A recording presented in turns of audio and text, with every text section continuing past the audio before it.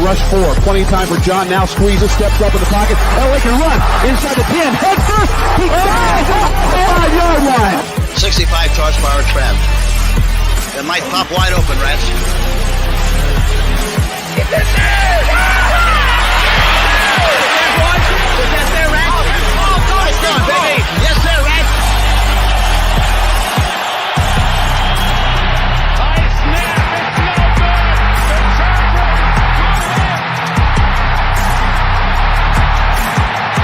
Here comes the rush. He sidesteps. Can he throw? He can't. The ball flipped forward as loose. A wild scramble. 2 seconds on the clock. Casper grabbing the ball. It is on a fumble. Casper is recovered in the end zone. The Oakland Raiders have scored on the most seamless.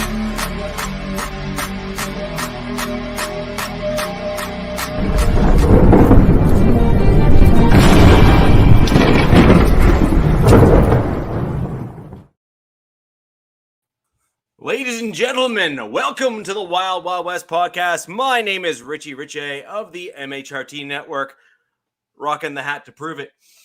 And wanted to thank all of you for joining us this evening on the Wild Wild West podcast. Directly to my left, your right, depending on which way you're watching. Yeah, that's right, that direction, is Captain Jack. I just wanted to thank you very much for coming in, everybody. And we got Alex below. And Coach is figuring out directions below there to the bottom right of the screen. He will eventually get them right. Trust me, I mess it up all the time. I'm still hiding. Yeah, dude, I've been on three or four podcasts since the epic fail that was on Sunday Night Football. I think that they were just pretty much directing that at you not coming on to my show. That's what that was. Oh, that's nothing but a timing thing, sadly. But let's just say I'm not hiding. That's here. I know you're here. We're good. We're good. Feel free, Tito. Please go ahead. Let's keep those comments coming. I am more than willing to have the jabs thrown my way. But let's also not forget that was a very close game. So you need to be careful. Hey, what did Dom Toretto say? Don't matter if you win by an inch or a mile. No, exactly. Winning. No, my only point is if you're going to make a comment saying, hey, you're running and hiding, like at least make sure that there's a little bit of a gap there. I had no doubt. I said Richie would come in and rap and chat. You need to go back and watch the tape. If possible. If possible. I feel like he was like, Richie said he's not coming. He said, F the Raiders. Everyone attack him. I said no such thing. So, ladies and gentlemen, wanted to thank you all for joining us today. We have a great show for you. We're going to do a week recap in terms of what happened this past weekend, go over a few things. We're going to talk about some injuries that each of our teams have kind of gone through. And then we're going to dive right into the week ahead and talk about what to expect, what we're all going to see, and all that good stuff. And, of course, guys, we have the 3-point stance segments. We got some really good guests this week to go in and break down the two upcoming games, including the Colts and the Browns. It's the Browns running game, let me tell you. So let's get right into it. And Tito, yes. Thank you. I am wearing a cap.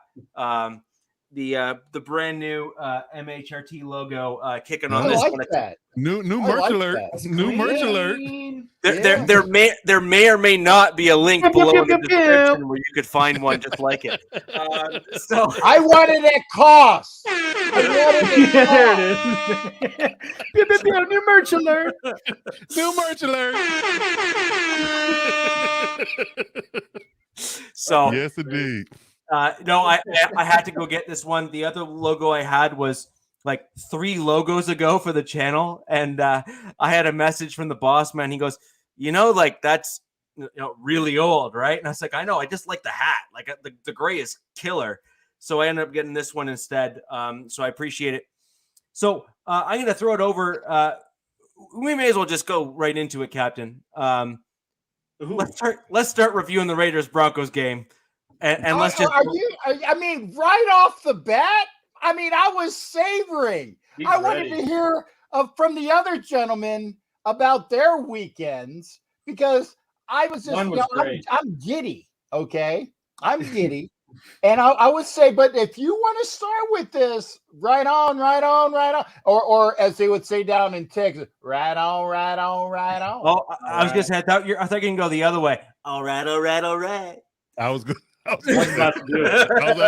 All right. I was trying to do the McConaughey with the right on. I was doing the McConaughey with the right on. All right. There you go. How's that? Perfect. So, Captain, let's go right into it. All right. Sure. You want to go ahead and kick it off since I want to address. Tell you what, I'm going to give it to you for the victory lap. Go for it. Yeah, no, and it's like and we actually discussed that on my show last night. Even Hefe was on my show last night, and about don't take a victory lap because y'all learned from that, huh? Yeah, right. Well, no. The victory lap was fine. It was stomping on the frigging arrowhead that was stupid, and we've even said that. Victory lap was okay. Stomping on the arrowhead was stupid. So I'm going to get that out of the way right now, which is a prequel to next week's game. But the thing about and Brian was talking about the crowd. I tell you, and I've said it before. Vegas is a destination stadium.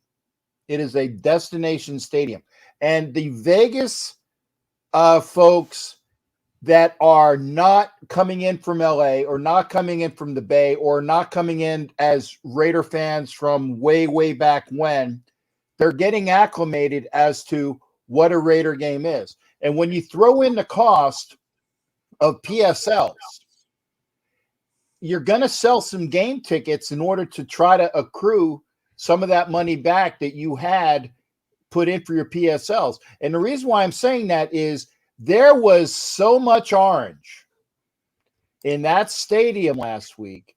It was almost like last year's game with the with the ketchup and mustard crew, where even in the that's for you, asshole, in case you haven't figured that out. I got it. Anyway, but there was so much orange there that even when I was out in the concourse, and apologies for the a-hole, Jack, but when there was a play and I'm in the concourse and I wasn't near a TV, I couldn't tell who made the play. I could not tell who made the play because it was a big roar. It was about 60-40 Raiders fans to Broncos fans, but they were rowdy, they were obnoxious. They actually were belittling. And I told people, I said, I work with the greatest Bronco fan there is, but he's from Canada, which makes the reason why he's a nice person. Okay. It's because he's Canadian, and he's not your normal Bronco fan. Okay. And I won't even say donkey fan at this point, but it was a hellacious game. It was a well-played game. It was a close game. It was near a finger biting game until a certain point, but it was a fantastic game to watch, and I'm glad that finally, after 4 weeks of going to these damn games and shelling out all my money, that I saw a 4-quarter effort from the Raiders on all counts: offense, defense, some special teams, although there was some special teams that were not there. But overall, it was a big win for the Raiders. And yeah, Jack, that's the way it's going to be. That's the way it's going to be from now on. It's not Oakland. It's going to be more Raider fans. Wasn't that part of the move to Vegas anyways? Like, you're always going to have people that want to come. Exactly. You're always going to exactly. You're going to have people that want to come. And like when we were playing the Chiefs last year. And there was, and the land of the, they did that everywhere. Tree. And I was like, holy shnikes. You hear that in Tampa? They did it Sunday night that it was just that loud. Yeah, I mean, I didn't get to watch that game until afterwards. I was still doing probably my show. But yeah, I didn't get into watching it then. But yeah, it was a loud roar from Kansas City fans, and it was a loud roar for Broncos fans. So, yeah. I don't know. Is that No, it's not. It's not sponsored by McDonald's. It's sponsored by. Come on, Waffle House. Reed. Thank you. Yeah, I'll even set them up for them. They're Waffle House. It's the Waffle House sponsored. Oh, by the way, what's the name of Arrowhead nowadays? Gia Stadium at Arrowhead or something like that. Okay. Anyway, dude, yeah. you realize that Heinz is missing a huge opportunity, right? Yeah. I mean, or Casey, Pittsburgh Stadium. Casey, they're not Heinz anymore. Right, and Casey Masterpiece barbecue sauce. Come on, that's man. That's a good one too. That speaks for itself. For itself. Their checkbook ain't big enough. That's the only problem. Yeah. Naming rights to the stadium is expensive. Yeah, and they did that deal. French's Stadium. 2 years. I think last year was the first year that they went. They named it Gia Field or Gia or however they say it at Arrowhead Stadium. So they kept it, but not really. They sold out. What is that? Hefe's partially right. He just instead of type in GEHA. Yeah. And by the way, spell check is your fiend. Hefe is your fiend. Oh goodness. Goodness gracious. Hooked on Phonics works good for him. Hey, Hefe, and I will say positives for Hefe. Like I said, he comes into the show and he has no problems. So kind of like I get a chance to talk to all you guys. I will talk to anybody, and that's a cool thing. That's a cool thing. So here's all you bastards out there as I drink my alcoholic tea. Merry Christmas and Mazel Tov. Drunken Santa. It's a little early for Christmas. Well, actually, I was going to say it's more appropriate to call him the Drunken Sailor because that fits on multiple levels. Well, yeah, that's Raiders fan. Well, yeah, there you go. Oh, Grand Marnier. Okay, now we're talking. Yeah, there you go. Now we're talking. So, Captain, as I look back on the Raiders Broncos game, I completely agree with my comments before. I really think that the Raiders Broncos is one of the storied rivalries in the NFL. Certainly within that upper echelon in terms of rivalries in the NFL. It goes way back through multiple divisional changes and alterations and all sorts of things. But when I look at what that game was, at least from my perspective, it was simply a matter of the Broncos being exposed in some respects on the offensive line, which is what my concern's been for a good number of years. I've been on your show talking about it. I also saw some improvements, though, and I think that's also important to note, is that the Broncos special teams in that game showed massive leaps forward from where we have been in years past. And I think it's because you got rid of your special teams coach. You came over to our team and has stuck up the joint. Aside from our kickers, our kickers are great, and Matt Collins at the gunner is great. But there's something that's non-desirable about the efforts of our special teams. Like I said, the kickers are awesome. Right. And that's arguably when you kind of look at what we had is that we had a battle between two punters, and really we couldn't lose with either because we had Sam Martin who went over to the Bills and the Bills took him up faster than nobody's business. And they're basically on track for Super Bowl. Yeah. And then we ended up with Waitman, who I dare I say is an upgrade. And I was kind of calling it through some of the preseason stuff when we had our shows to say, I think Waitman will win that job because he's looking that good. And he won AFC Special Teams Player of the Week, not last week, the week before, and rightfully so against the Niners. He had one heck of a game. And yes, the holder did drop the ball in that game, although it wasn't nearly as bad as it was made out to be. There's kind of two sides to that story when you kind of look at it again in real time. He didn't do a great job, but he did get it down, and it wasn't a particularly great kick. And then when you look at the kick itself, it was also tipped. So you have to give some credit to the Raiders players on the other side who were able to get a hand on it. So again, looking at it from, through a true objective lens, it wasn't nearly as bad as it looked like it might have been. And yeah, we had some overall issues on special teams as well, where both kickers missed extra points, where we had some challenges in that regard. But in my opinion, the real issues that the Broncos had were the defensive line, again, did not get proper pressure on the Raiders. Quarterback, we should have done a better job there. We were getting boxed out on the D-line with regards to the run game, which you cannot do in any game, that you will absolutely lose 100% of the time. And then on the flip side, our offensive line was just getting punched through right up the middle. Crosby had himself one heck of a game, and you can't ignore it. He kind of showed exactly why he got paid, and deservedly so. Yeah, and I would, if you're going to talk about that, I want to make sure that people have been bitching about Chandler Jones, about him not getting sacks, but I would venture to say that he's playing the scheme of what the coach is telling him to do, and him, along with Cleve Farrell, are doing what they need to do in order to open up Max Crosby. Jones was making sure that that Wilson wasn't going around, aside from that one touchdown run where he kind of looked bad on the touchdown, but it was the fact that he's doing his position. Cleve Farrell has been opening things up for Crosby, and Crosby again is getting molested, held, and for all the things that he's doing, he might as well get what do you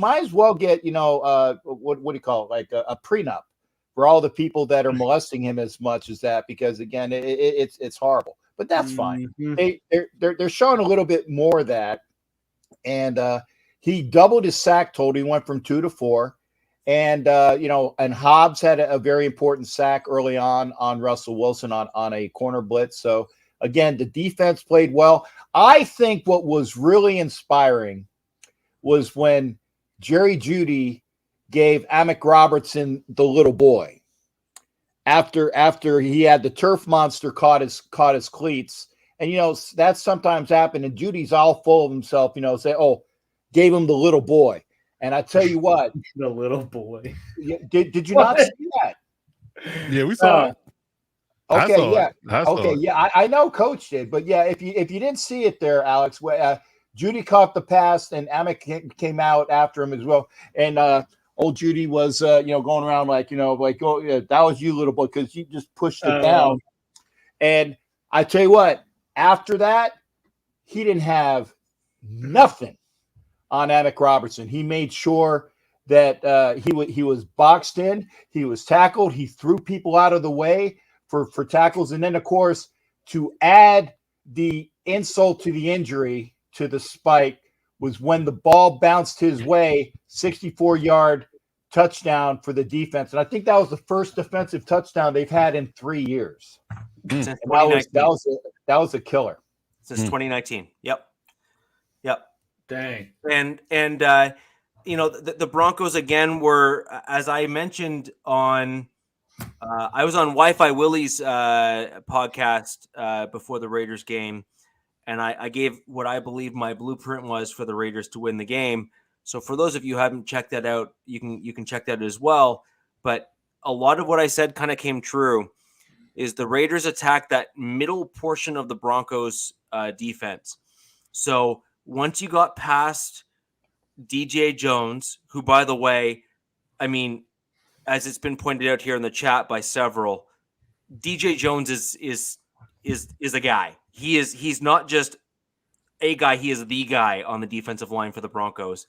And he was able to blow up run plays. He was able to push linemen back. But the problem is that once you get past DJ Jones, and I don't mean Draymond Jones, I mean DJ Jones, as in the bigger dude, it kind of goes a little bit downhill when it comes to run stopping and pass rush. And that's an issue, a big issue for the Broncos, because you can effectively stonewall the others as long as you were able to take out DJ Jones.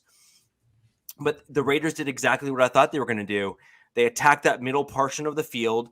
They kind of boxed out the interior defensive linemen by having all of the line shift and kind of push them back. And it just opened up those gaping holes for the run game.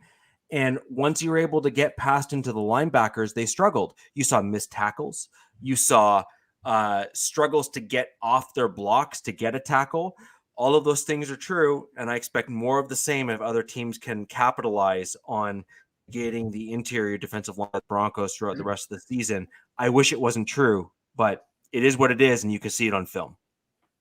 Yep, whatever it was, the Raiders definitely came to play. And again, I'm not trying to do like the told you so, Naz, because again, I thought beforehand that the Raiders obviously needed to win. They were up for it.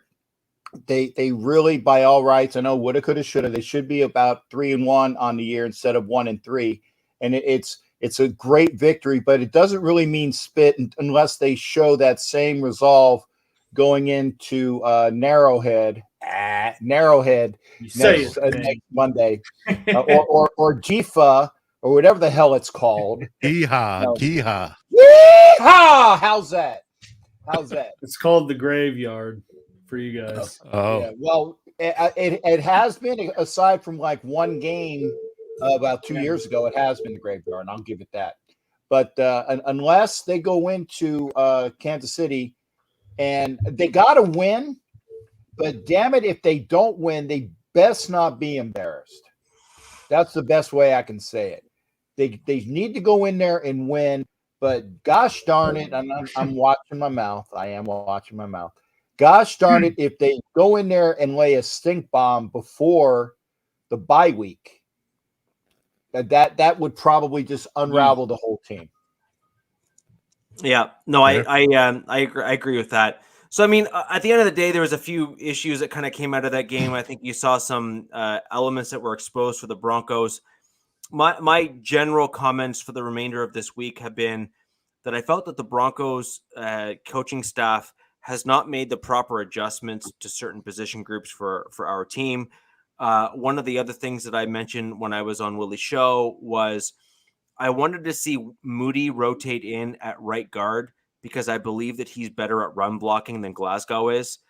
And I think that that's an important piece because you need that because Miners right now is hurt and he's still recovering. And I think that we're going to try to give him a little bit more runway to recover. Frankly, once he's back at full strength, Miners that is, I think that right side of the line is going to look a lot better for the Broncos. And I think Cam Fleming will also look much improved because Miners is kind of the guard that you want beside him on the right-hand side, not Glasgow. And I think Glasgow is actually better suited as an offensive center than he is a guard. And I've been saying that since he came to our team back a couple years ago. His best years with the Lions, which is where he came from, was when he was playing at offensive center. And I think that he's an upgrade over Lloyd Cushenberry, who spent about 10 plays against the Raiders deciding to block air rather than people. mm-hmm. And yeah, it worked out well. Ask Max Crosby. My favorite highlight was Garrett Bowles trying to stop the cat. Wasn't that awesome? He's just right there. He was just like that close. Did you right? know that his wife retweeted that and said, "Great effort, honey, but right." I missed this. What did I miss? Garrett Bowles trying to chase the DB when he ran for the defensive touchdown. So remember, I can't remember the DB's name that you were saying that you remember the guy that Judy poked fun at, right? Yeah, Amik Robertson's the one that ran it back 65 yards, and Hobbs made the. So right before he scores, Garrett Bowles, our left tackle, dove. I mean, he laid out. I mean, he gave laid it all. out like flat, like this. He left it all out on the line. Yeah, he left it all on the field. He was about 8 yards away. Yeah, he did the Superman and figured out that. Yeah, oh yes, he did. He was in. Emick is in Nevada and Bowles was in California, right? Pretty much. Yeah. And then, but what was great was Bowles' wife retweeted the clip, Yeah. and said, Great try, babe. honey, great, great effort, babe, but you weren't close or something. Like it was hilarious. Let's just put it this way. It was one of the few highlights post game for me when I watched it, because you can't fake that. Like it was just so well done. Oh yeah, he was locked in. At least he did try, like Callahan's saying. I mean, it was just funny. Like it was just so far away. Yeah, you can't knock the effort though. Yeah, that's what Coach say. Listen, we need more effort like this. Man dove when he absolutely didn't need to, but didn't need to, but he did though. Actually, no, on the one thing though, as funny as that was, and don't get me wrong, I laughed hard. It was funny. He made up ground, and he's a big dude. He was closer. He closer than he should have been. He's a big guy. No, he's closer than he should have been. He didn't Larry Allen it, though. Captain, my only concern is that's your defensive back. Like that's your defensive back. And the left tackle almost caught him. Tito's yeah, well, okay. In all fairness, he already had downshifted from fourth to second. He downshifted from fourth to second. Okay, that's you on takeoff. He was going to get the touchdown. He was already down. So.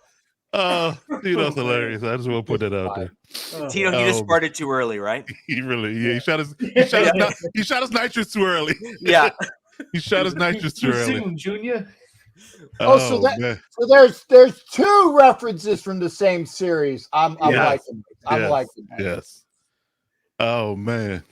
Yes, indeed. Richie, I did want to point out something that you made out about Moody playing guard a little bit. From a I guess you can say a booth view. If I'm coaching, if I see Moody come in there, guess what I'm thinking? I'm telling the defense, you see him come in the game, it's going to be a run play. It's a tell. I just want to point that out. No. My point is, I want him to stay in the game. Yeah, well, yeah, you have to, because if you put him in the game only to run plays, out 2 or 3 plays in, that you're going to know exactly why he's there. Yeah, no, but I want him to stay in the game is my point. I don't want him to stay in only for run plays. I want him to stay in for fitness.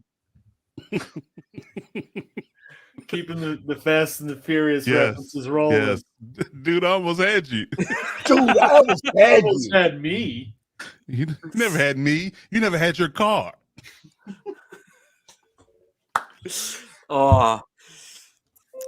It really would not be a Wild Wild West podcast without a good some movie form references. of extensive movie reference in some way, shape, absolutely. or form. That's what we're here for. Each episode sort of has its own subliminal theme in that we're pumping some movie, Yeah.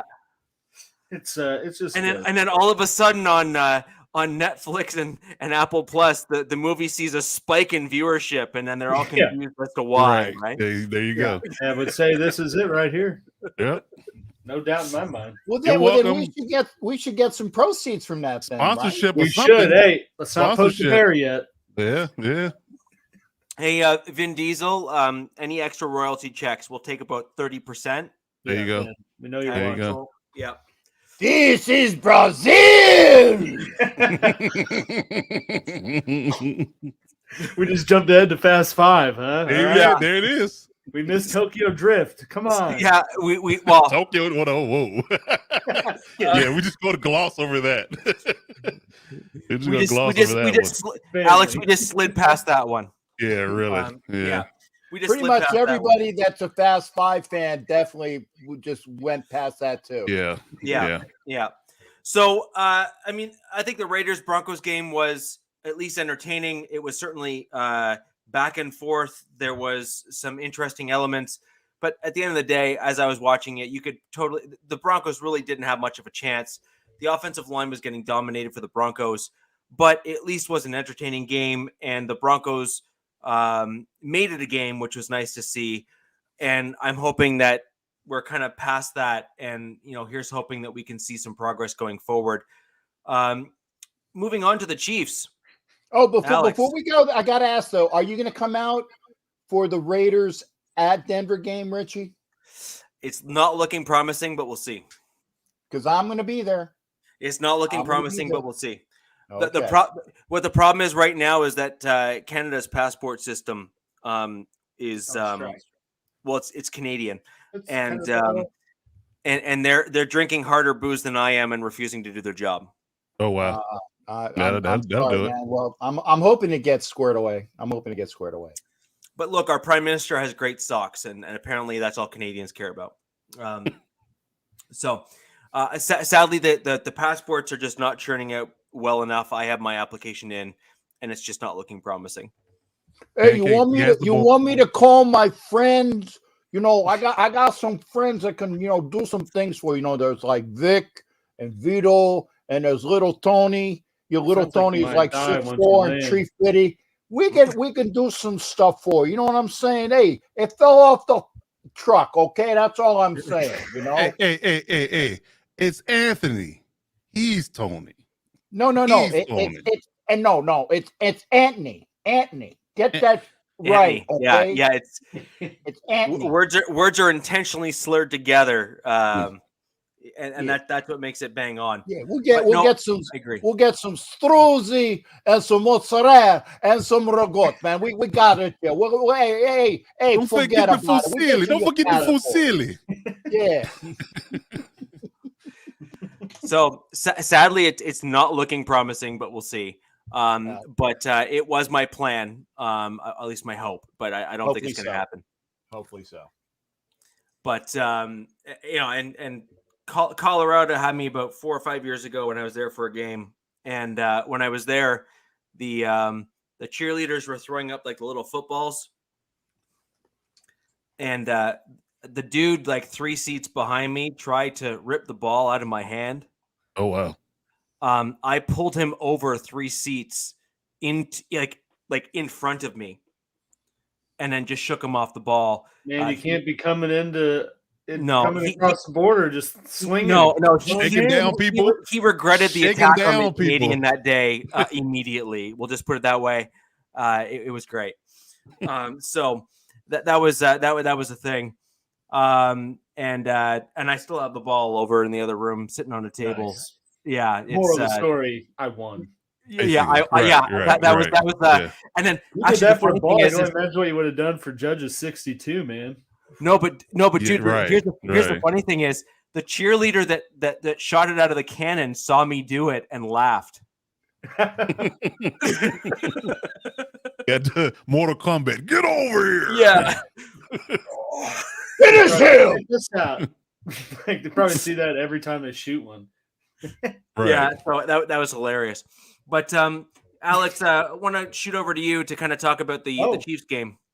Oh, yeah. We should talk about the Chiefs game because from what I recall, you guys all thought they were going to just get destroyed by Tampa's number one defense, and they wouldn't do anything. I never said that. I said I'm rooting for an atomic bomb for both teams. I'm on record. Yeah. Mm-hmm. We'll have to go back. I got to. But anyways, look, I can throw the challenge flag. I got to go back and review the tape. I don't think I said anything. You see that commercial? I can't remember what insurance company, but he's like, the chick's like, you said you would bring the chairs. He's like, I'm gonna have to challenge that. Right.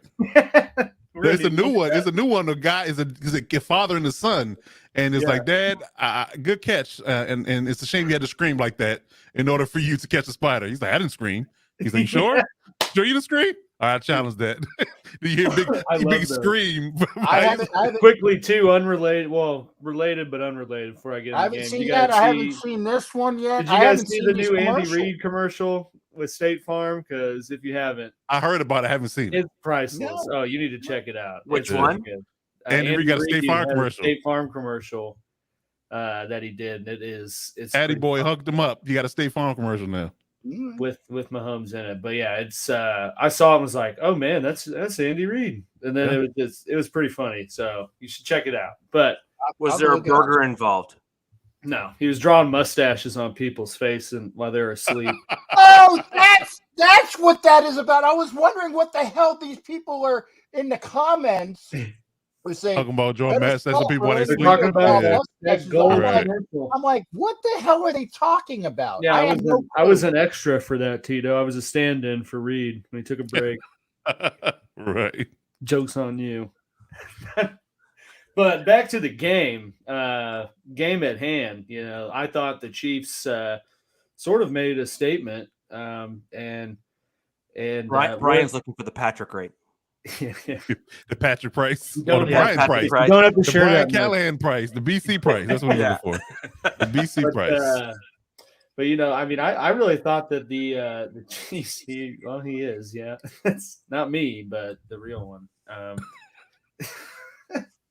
But I thought the Chiefs came out Sunday night and really made a statement. Highly motivated against what was a pretty good defense heading into the game. A defense that was kind of talking a lot of trash before the game. Shaq Barrett went on the news and was talking about how he didn't see a difference in the offensive line from the Super Bowl to this year, and I think you could watch the game. Oh, that's just irresponsible. Then right after he's like, I wasn't trying to take shots at anyone, and I was like, man, you directly said I don't see a difference in that line. In this wow, so I think we're gonna have a coming out party, and you can tell I didn't hear that. They took that personal. I mean, Mahomes addressed it as first thing he talked about after the game, but just by watching Trey Smith, Creed, and Tooney go, and you could tell they were all Matt. We just talked about that. I encourage you to rewind. Trust me, we went all the way down that rabbit hole. We did. Yeah, we fully explored it, broke it down, did the math, draw up everything. Oh yeah, yeah. All 22 breakdown. The all 22 breakdown. But the Chiefs offensively, I thought made pretty good strides and sort of were obviously way different than against the Colts. Watching how they played Sunday made me think that they clearly overlooked the Colts and thought that they were just going to win regardless. And that was like, you could tell that there was a lot more of a game plan put in place for this week and plans to stick to it and effectively execute it. The Chiefs' run game, for as much as everyone says they don't do that, has really been coming around, and they've been getting more effective with it pretty much every week. Applause to Andy Waffle House Reed. I give him credit for running the ball. That's again. I mean, I'm on record as being coming on. In fact, I'm pretty sure it was last episode, if I'm not mistaken, where I said that was one of the biggest reasons why Andy Reid played as many of your starters in this particular preseason as he did, is that because he was pivoting to a more run-heavy offense.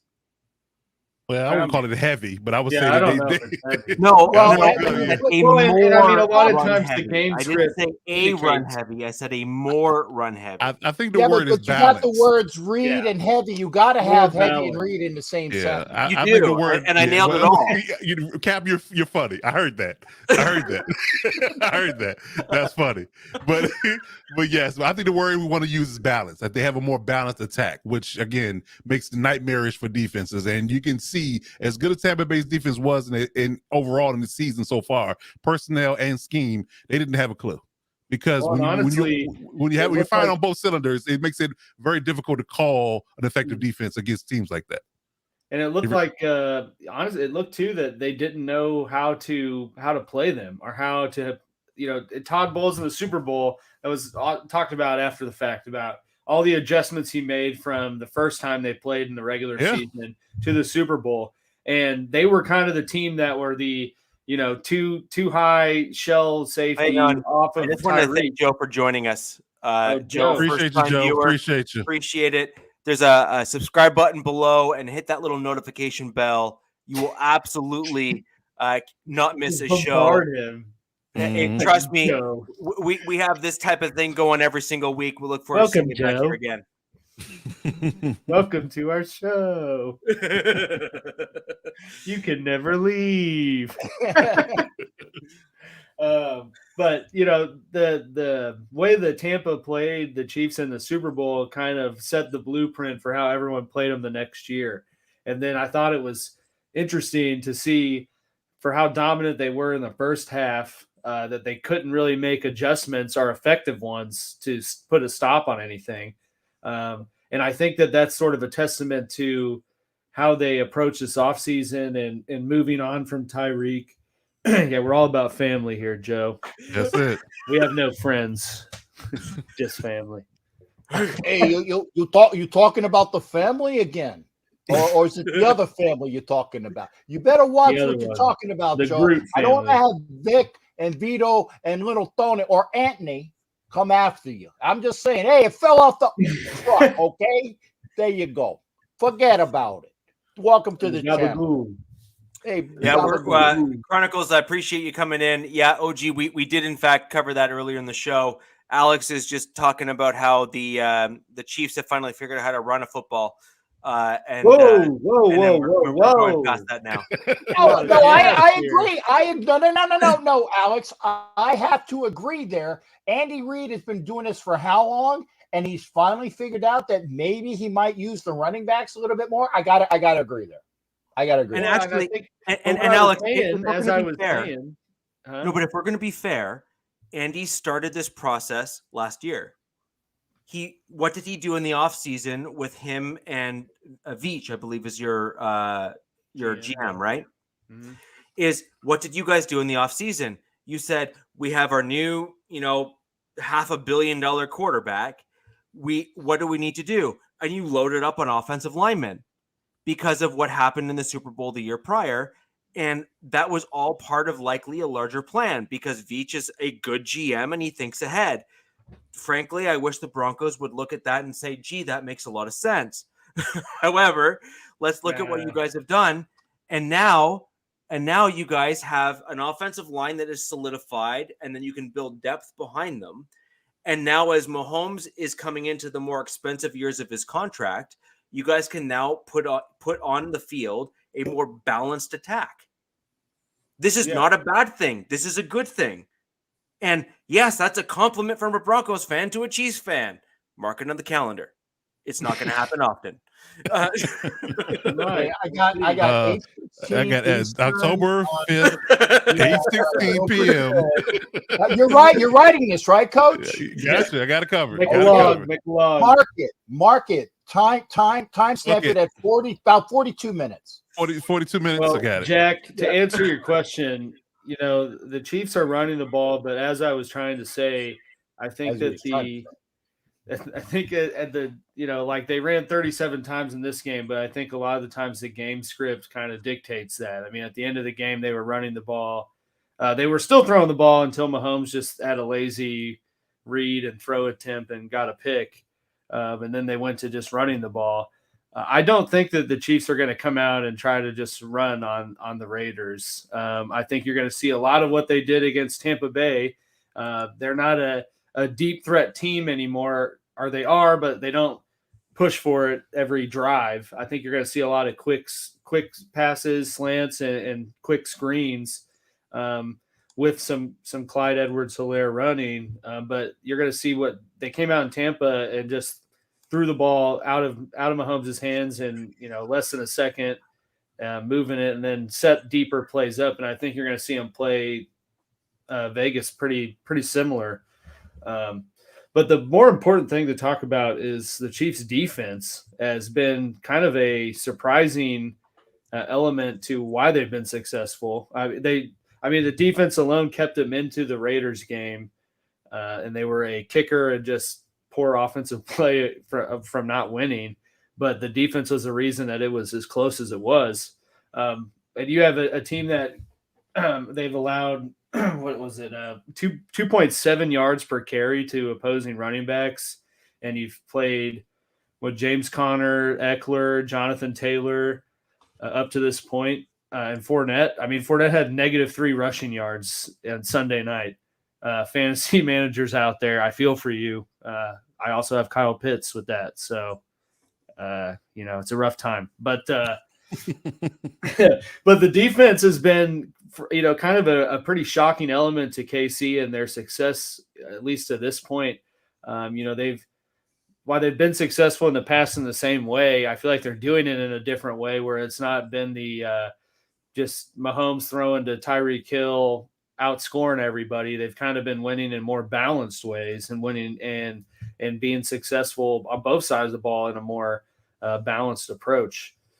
But yeah, I mean, it's been nice kind of to see how it's progressed every week outside of the Indianapolis week. That was sort of a setback, but I feel each week it's sort of gotten more and more effective in terms of spreading the ball around as much as I was preaching in the off season.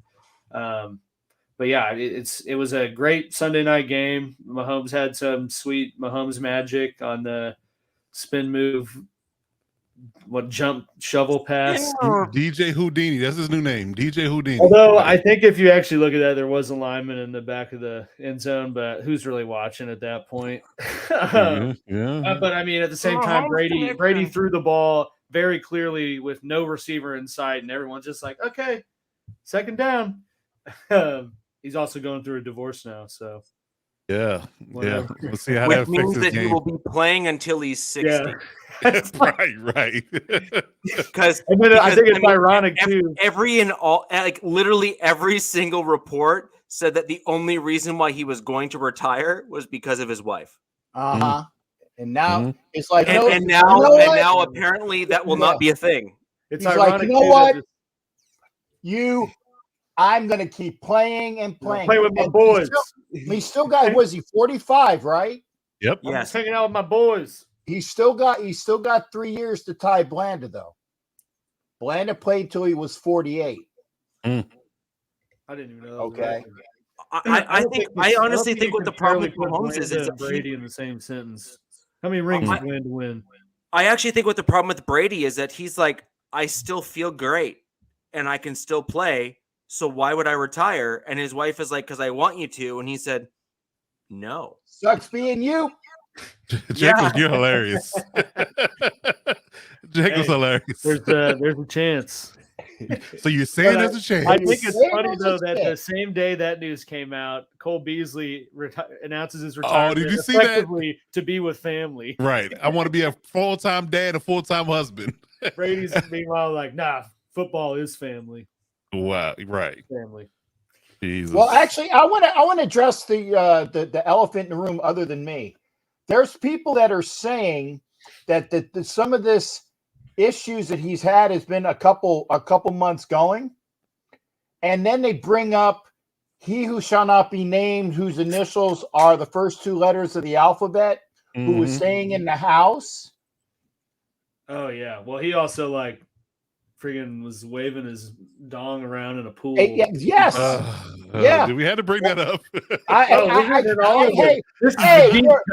We're a family show. We're talking about family here. Video as Antonio Brown was in the AFC West for like 2 weeks, so we can talk about it. I guess I can't unsee the video already. I was trying to forget. Like it's just you know how you stop that? You don't watch the video. You just let people tell you about it. I didn't watch it. I didn't need to.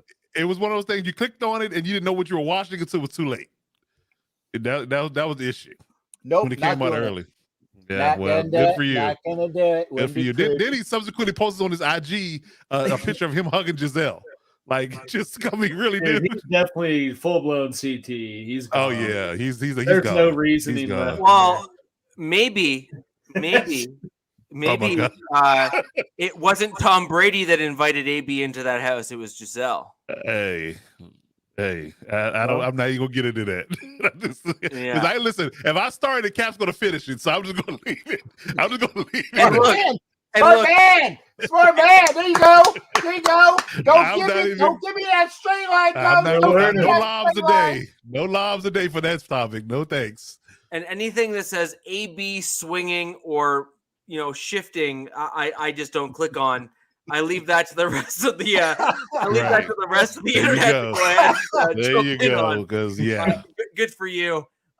You fell for it and you regret it immediately. So as we quickly swing over to the Chargers game. I caught it. Yeah, as we swing over to that Chargers game, Coach, what do you have to say about that?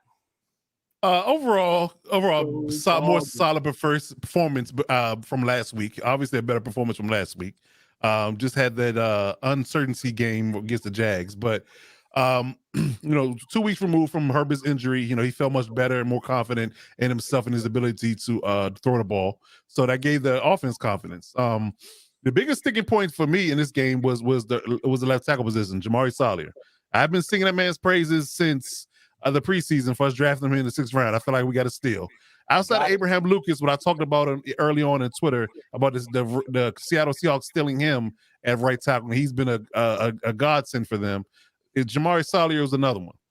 Him playing left tackle in place of Rashad Slater this past week, I definitely say that he definitely made his money in that game, and he rightfully so got a game ball from the coach. He didn't allow a single pressure. And he looked very agile and very athletic in the left tackle position. Now, he's not going to give me – I'm not going to give him, Rashawn Slater praise, but he definitely held his own. Now, this week is going to be a test because you got to go against Myles Garrett. And Myles Garrett's coming off that car injury, and he's a little banged up, but he's still Myles Garrett.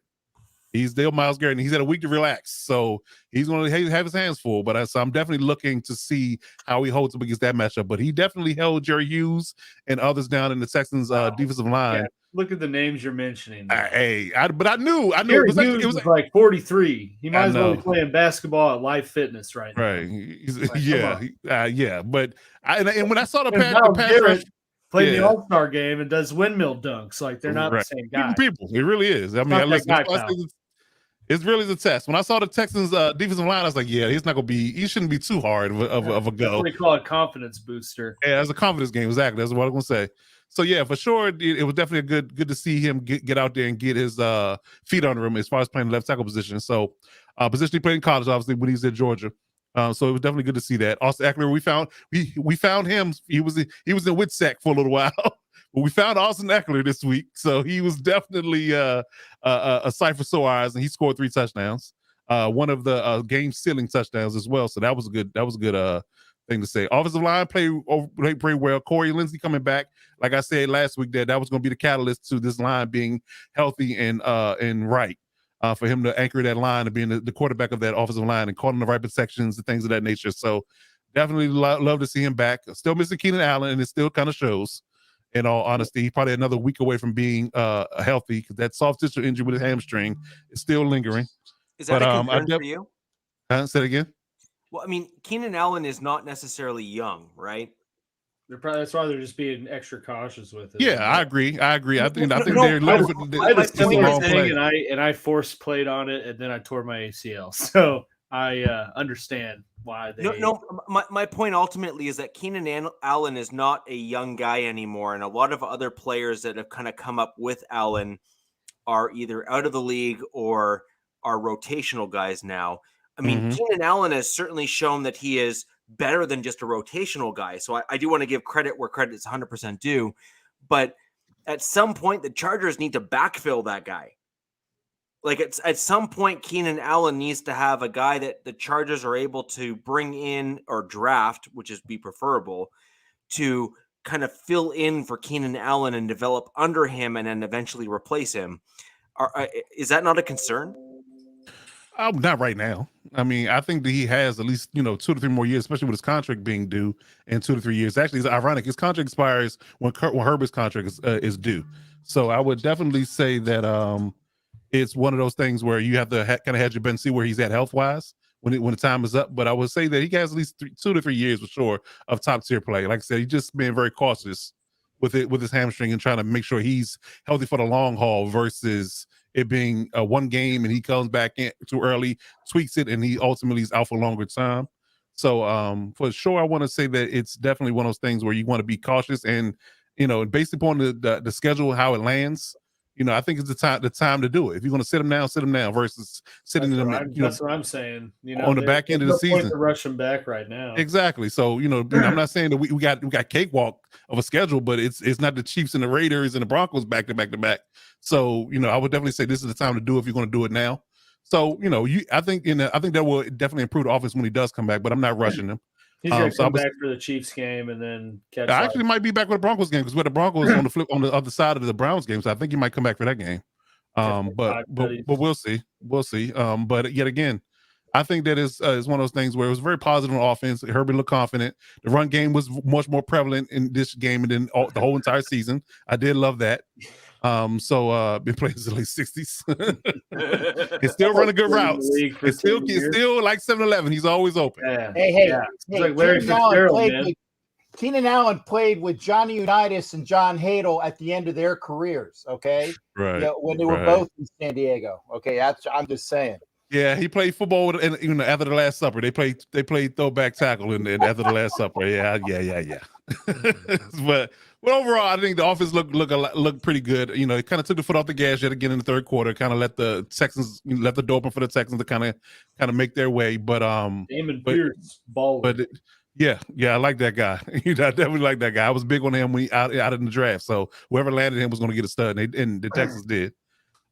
Defensively, I think that we may do without Joey Bosa for the first week, for his full week. Chris Rumph played well. I'm loving what we're getting out of Morgan Fox. I wish they would give Jerry Tillery less and less snaps, but that's just me. But overall, I think, and also having J.C. Jackson back was a plus. He matched up with Nico Collins a lot this week, and we had a lot of Brandon Cooks on Asante Samuel crime. So that was interesting to watch. But yeah, overall, man, I like that performance. I definitely think that it's something to build on. I think we need to cut down on penalties. I think we need to, be better aligned when it comes down to the run game. I think that's the biggest sticking point, especially going into the week with the Browns. I think we got caught out and misaligned on a few run plays. Again, in the last 2 weeks, there's been gone for big runs. So I think that's the biggest thing we need to clean up and get good on fast before we play the Browns, because if they don't, then Chubb and Hunt are probably going to have 40 carries between the two of them, and it's going to be for a lot of yards. So, and I think the Browns know that. They're one of the best run heavy teams in the league. So I think they definitely will try to bury us in the run game if we don't stop it early and get up on them on the scoreboard. So I think that's the biggest thing, the biggest sticking point, the biggest takeaways that I had from the game. I would say, like I said, I give an MVP offensively to Jamari Salyer and the defensive MVP to Khalil and Morgan Fox, because they had relentless pressure all game. I agree with all that, Coach. I think that might be one of the greatest transitions that we've had on the show thus far. I want to maybe jump right over to the Chargers versus Browns game, maybe for the week ahead, because we've kind of covered what we've done in the week past. And I think a start to looking ahead is not necessarily a bad thing. Anyone who is a Chargers fan, leave your comments down below. Those of you who aren't Chargers fans, go ahead and also leave your comments down below in terms of what you think the Browns Chargers game is going to look like. And Coach, I'm going to throw over to our 3-point stance for the Chargers versus Browns. That's right, the 3-point stance. This is from the Lockdown Browns podcast. We're going to go ahead and throw over and watch this. Guys, this is going to be some great content. This gentleman was fantastic.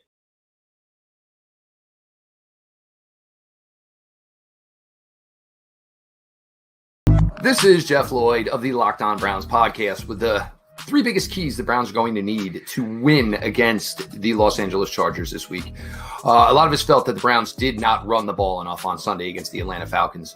The Browns torched the Chargers on the ground last year. Nick Chubb had a monster game. Kareem Hunt also had a monster game. This is the bread and butter of the Browns offense right now until Deshaun Watson comes back. Jacoby Brissett has been playing well, and probably about as well as could be expected to this point. But the best part of this Browns team is their offensive line and their running game, led by Nick Chubb and, of course, Kareem Hunt. Second point here would be the Browns are a very, very strong team with their screen game. And it's crucial when you're running this wide zone system that you'll be able to get everything flowing one way and work it back to the other way. The Browns left a lot of yards and some points on the field Sunday in Atlanta due to the fact they were not able to get the screen game going. They involve it with their tight ends. They involve it with both running backs. It's not really one that they use with wide receivers, but certainly that is always a possibility, and it's always available to be there. So the Browns need to work a little bit harder, a little bit more due diligence and consciousness as far as executing the screen game the way they need it to work for them in order to be victorious against the Chargers on Sunday. The defensive side of the ball, there is no way, any way whatsoever, and I understand you're playing with backups, there is no way it is ever acceptable to give up 170 yards and a half on the ground. The Falcons didn't even hide it. They ran the ball 11 plays in a row, which is basically the ultimate test of we are better than you. We are stronger than you. There is nothing you can do to stop this. And that was the case for the Browns. They got eaten alive by the run game in the second half from the Atlanta Falcons. Keeping in mind, Cordell Patterson was not even a part of that. The Browns should hopefully get some bodies back here. Maybe Taven Bryan comes back this week. Perhaps Jadeveon Clowney, and maybe even Myles Garrett. But this is going to be a tell. And the Chargers do not run the ball maybe as well as the Falcons do. They also do not have to because they have Justin Herbert. But between Justin Kelly and, between Austin Eckler and between John Kelly, this team can run the football. They don't have to make it a focus, but the Browns are going to have to show that they're going to be able to do this. They're going to have to find some way for these defensive tackles. Look, you don't have to make plays. You just get pushed off the ball 4 and 5 yards a clip like the Browns have been. Tommy Togiai, Jordan Elliott, they are currently your 125th and 126th out of 126th ranked defensive tackles against the run, according to PFF. There's nowhere to go but up, I guess I would say, in this scenario. So the Browns are going to have to be conscious on this. Jacob Phillips made his first start for the Browns last week at the mic. It's his first start for the Browns ever. Now in his third year, it's his show for the foreseeable future as Anthony Walker is on IR and will not return this week. Jacob Phillips has to play with a little more discipline, and I understand an instance like that where you're getting gashed by the run, the way the Browns defense was this past Sunday, you basically oversell, you overcommit and figure, look, there's no way we're going to stop him for 3 yards, so let's try to blow it up in the backfield. But when that happens, your run fits are not where they're supposed to be. You also have to play with the mentality of who has the cutback lanes, and the Browns tried to pursue everything as they saw it, didn't play with discipline, and even when they were out in front of a running play, there were huge cutback lanes that the Atlanta Falcons took the opportunity to explore and turned out to be the difference in the Browns losing the game 23-20. So if you're the Browns and you are looking for keys to winning this Charger game, you have to keep the Chargers offense off the field. The best way to do that is with Kareem Hunt and Nick Chubb. Look, this should be a week, and I'll keep saying it, 40 touches, 40 runs combined between Nick Chubb and Kareem Hunt. This is the key to the Browns football team right now. They're passing the ball well enough, but the key is going to be the running game. 40 touches for your running backs. Screen game needs to improve. It is a vital part of their passing game. It'll help Jacoby Brissett. It'll help open up things downfield for Amari Cooper, David Njoku, and it's a great way to get Kareem Hunt involved. You have other players, Demetric Felton, you can use in that role as well. You do it with the tight ends, David Njoku and Harrison Bryant as well. You need to get the screen game back to the way it has been going for the Browns here. And defensively, I know the Chargers can throw the ball all over the field. I know Mike Williams had a monster day against the Cleveland Browns last year, but you need to find a way to be better against the run. You cannot get gashed like they did. Hopefully getting some personnel back will be the way to go for the Cleveland Browns. I'm Jeff Lloyd, Locked On Browns podcast. Wherever you get your podcast, you can find it there. Available on YouTube. Make sure you subscribe. Make sure you got those notifications on. So your keys for the Browns for a victory, hopefully Sunday, over the Los Angeles Chargers.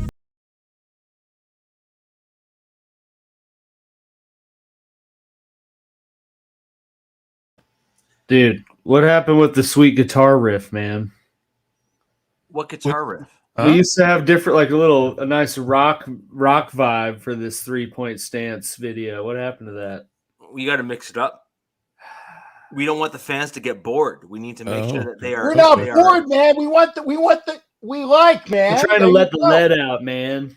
I will Come make on, sure, brother. Tell you what, I will pass on the message that the next one needs to be some sick German we're going to re-edit the videos for next week to ensure that they include the crank. Always with the negative waves, Moriarty. Always with the negative waves. Guys, I do want to thank you for coming on. Jeff was great. Honestly, having this type of information on opponents is spectacular. You're never going to get that kind of stuff just from only us. So, Coach, over to you. Yeah, I ironically enough, he said the same thing I said when it came down to the amount of runs that Chubb and Hunt would have if they were successful running the ball. DZ, you're hilarious. I just want to say that. You're hilarious. DZ, I have to ask, how do you know? Hey. We've all been 12. They said walk into a room full of men, play the Pornhub sound music, and see how many people turn around.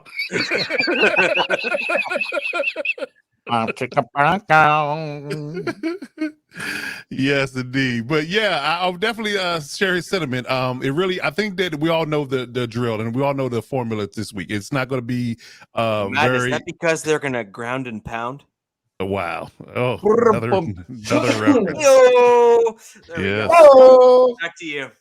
Yeah, so I think we all know the blueprint here. It's not going to be one. It's not going to be mysterious. We know exactly what we're going up against, and I think everybody on the defensive side of the ball knows it should be a physical game. It's going to be physical up front, and it's going to be one of those things where you have to impose your will on either side. Either the defense stops the run, or the Brownies have their way in the run game, and then it'll be much like he said. If they can keep Herbert off the field and they control the clock, it can be an ugly game. And it's in Cleveland. It's definitely going to be a little bit of a chill in the air versus it being, balmy LA weather. So that could play a factor. So we definitely have to be able to stay on schedule, score points when we have to, keep the foot on the gas, and keep them to a point where we can keep up on the scoreboard, at least a 10-point lead. And that will negate some of their ability to run because they're going to be pressing, trying to get back into the game. So if we can establish a lead, keep a lead, don't leave the door open and have phony mistakes in the middle towards the end of the game to allow the opponents to, leave the door open for the opponents to get back into the game, then we should be fine. But it all starts up front. It's going to start in the trenches for us and them. Like you said, they have issues stopping the run, and they like to run the ball on their side. So whoever does a better job on that front, us running it versus them running it, and us stopping the run versus them stopping our run, I think that's where it lies. I think that's pretty much, in a nutshell, that's pretty much where it lands and how game is going to go. In my honest opinion. Alfredo, I don't recognize the name. I just want to thank you for joining us tonight. I appreciate any comments, even if they are contrary to what any of the AFC West folks here would like to see.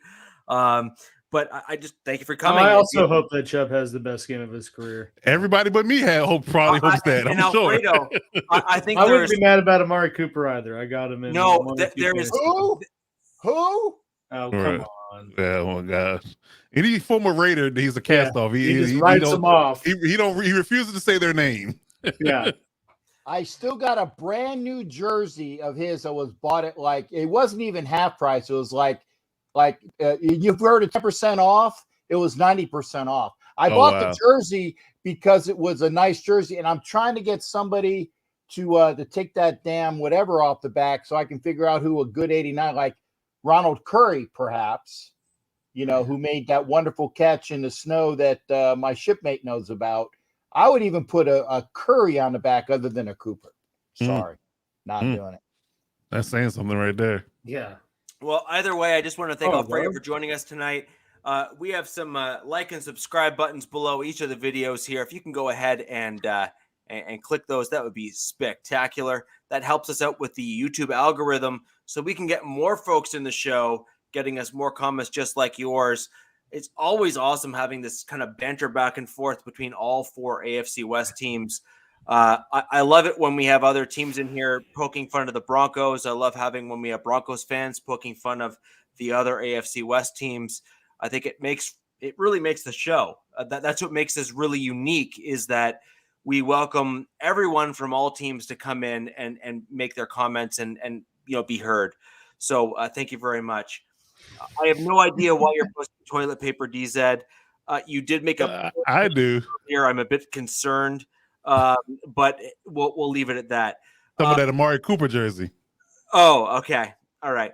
No. I have a Raiders jersey that unfortunately has Cooper's last name on it. Oh, okay. There's a difference. There's a Gotcha. difference. And remember, I got it at 90% off. Deep discount. Deep discount. There you go. So, Coach, aside from kind of what you just said, is there anything else you want to add to the Browns Chargers game? Which I'm not gonna lie, I think it's gonna be really interesting. Oh yeah. Again, 1 o'clock game, is definitely a time difference for us as a West Coast team. So, we got to be prepared for that. I think we did pretty well against the Texans. It didn't come out flat early playing a 1 o'clock game in Houston. But I think we have to do the same principles going into this Browns game and start fast. I think we got to start fast. Get up on that defense and score points. Get points on the board and make them have to play a one-dimensional game to keep pace. If we don't, we make it an ugly game and a trench game, then again, that favors them. I like our offense, and I think we have a better team than them. But yet again, it's all about style of play in these type of games. If they can impose their style versus ours, then it could be a dogfight. But if we play our game and don't play down to their level, then we should win. Yeah, I think that's fair. The Browns have one heck of a running game, though. They do. I'm not taking nothing away from them. Yeah. It definitely is one. And so I guess what my question for you is going to be, and this is going to be super interesting for all the Chargers fans that come in and kind of watch this both during and after the show, is how do you think your D-line is going to handle that run game? And I mean, both against their offensive line, because I think when a lot of fans watch this and think about these types of things, they don't think of the nuances. And really what it comes down to is it's O-line versus D-line. Mm-hmm. The one thing Cleveland can absolutely say, and our guest just came on and basically called it out, which is their offensive line is pretty darn good. It is. So how do you think your D-line? How do you think your D-line is going to hold up against that? Well, I think it'll hold up pretty well for this particular point in time. And Patriot, you're absolutely right. I definitely agree with that. I would definitely say that it's a personnel thing. In games past where we've kind of played I guess you can say a variety of fronts against certain teams when they've gone different, exotic personnel levels. They've gone through wide receivers, one tight end on the field, one running back, and run a lot of inside zone, a lot of under center, quick hitting plays. They've kind of gone for 7-8 yards a clip. But what the Browns do, and in case in point to old school, I guess paying homage to the old school type of mentality, they line up in heavy sets a lot, which would lend to the idea we can put our bigger bodies on the field as well. We don't have to play sub packages when we play them because they're going to put two tight ends on the field. They're going to put an extra lineman on the field, for heavy sets. So we're going to put heavy bodies on the field just like they're going to put heavy bodies on the field. And I think our heavy bodies this year are much more apt to play the run well versus the last year's team. So I think the personnel will lend to the idea that we can put Covington and Fiocco and Sebastian Joseph Day and Austin. Yeah, Joseph Day's really done well. Yeah, and Austin Johnson, and Khalil Mack off the edge, in certain spots. Him going against a tight end isn't a fair fight when they go those heavy sets. So I think that will play to our ability to stop the edge rushers. So just holding up in the interior with our big bodies and keeping them off the edge, and I think we're in good shape. No, I think those are all good points, and like I said, the AFC West this year, even with injuries, some of the depth on our teams is still pretty stellar. So I think you're going to see some really solid games. I do think that the AFC West is still going to remain one of the more competitive divisions in all of football, despite the fact that you've seen some rocky starts. I do want to make sure we get everyone involved in all of the upcoming games. So, ladies and gentlemen, with that in mind, I'd like to perhaps move on from the Chargers versus Browns, and we're going to start getting into the upcoming game tomorrow, which is the Broncos versus Colts, and that's going to bring us to our second 3-point stance video, and then we're going to have Alex and Captain Jack go head to head, and let's just say that is must-see TV coming up after that. So we're going to get into the Broncos versus Colts and talk about what's going on. And here we go. This is the 3-point stance on what the Colts need to do to beat my Denver.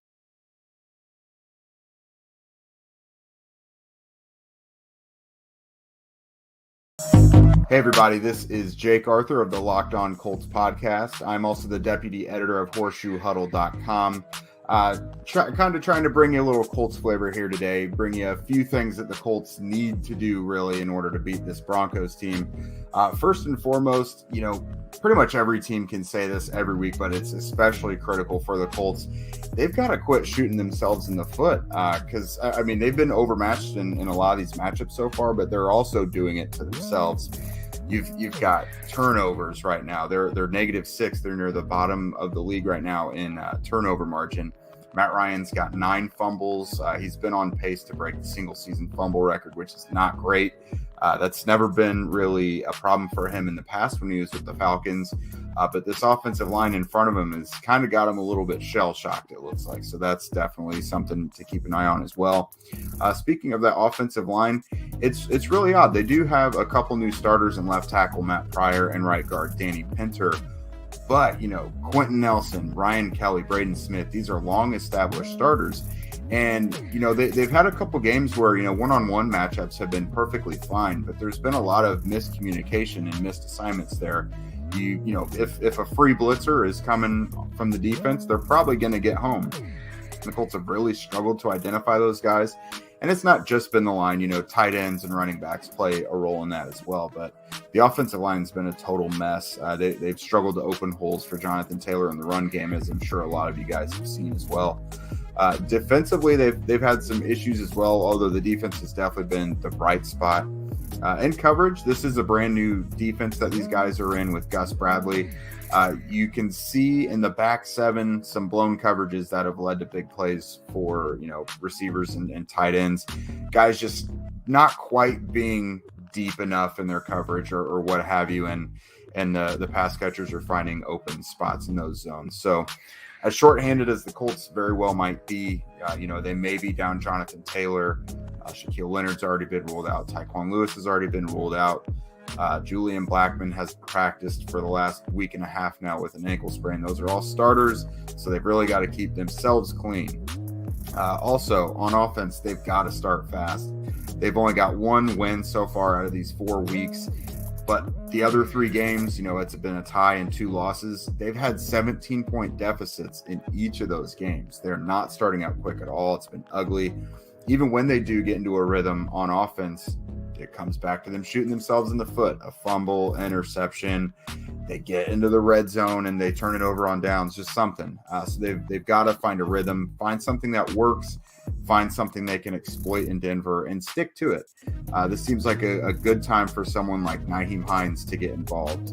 He was supposed to have a huge role this year, but we've really yet to see that. And he's he's honestly one of the most dangerous offensive playmakers in football. The Colts just seem to not have a way to get him involved for some reason, which it's just kind of a head scratcher. And last, I would say on defense, the Colts really need to keep these edges. It was a problem for them last week, especially in the first half against Tennessee. Derrick Henry, whatever the Titans wanted to do with Derrick Henry in the first half, it worked. The only thing that really didn't work for the Titans was Henry dropping a couple passes. So I know Denver is banged up a bit. They have the unfortunate injury to Javonte Williams, so they'll be rolling with Melvin Gordon, I believe, Mike Boone. But still, the Colts have been a really good run defense overall, but I still want to make sure they contain those edges.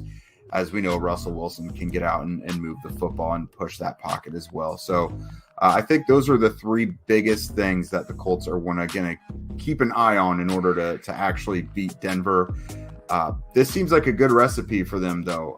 They really seem to flourish in games where they're not favored, and this will be another one of them. It's really kind of dark times for them right now, and they'll be in a national TV audience, so not many people are going to expect them to win. So they seem to do the best when their backs are against the wall. So although at face value, I wouldn't expect a win for them, this is the kind of fluky matchup that they do take advantage of.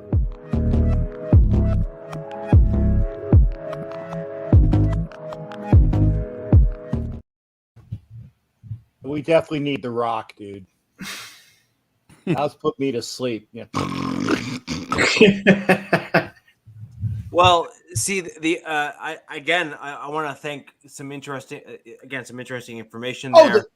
The guy was great. I'm just saying the music. I'm sorry. I didn't mean to sound like the dude was putting me to sleep. The music was. So my apologies. It sounded like it. I will certainly see if we can't reintroduce the guitar riffs. Yeah. To reintroduce the concepts of drugs with. I want like a ZZ Top-esque guitar riff. Yeah.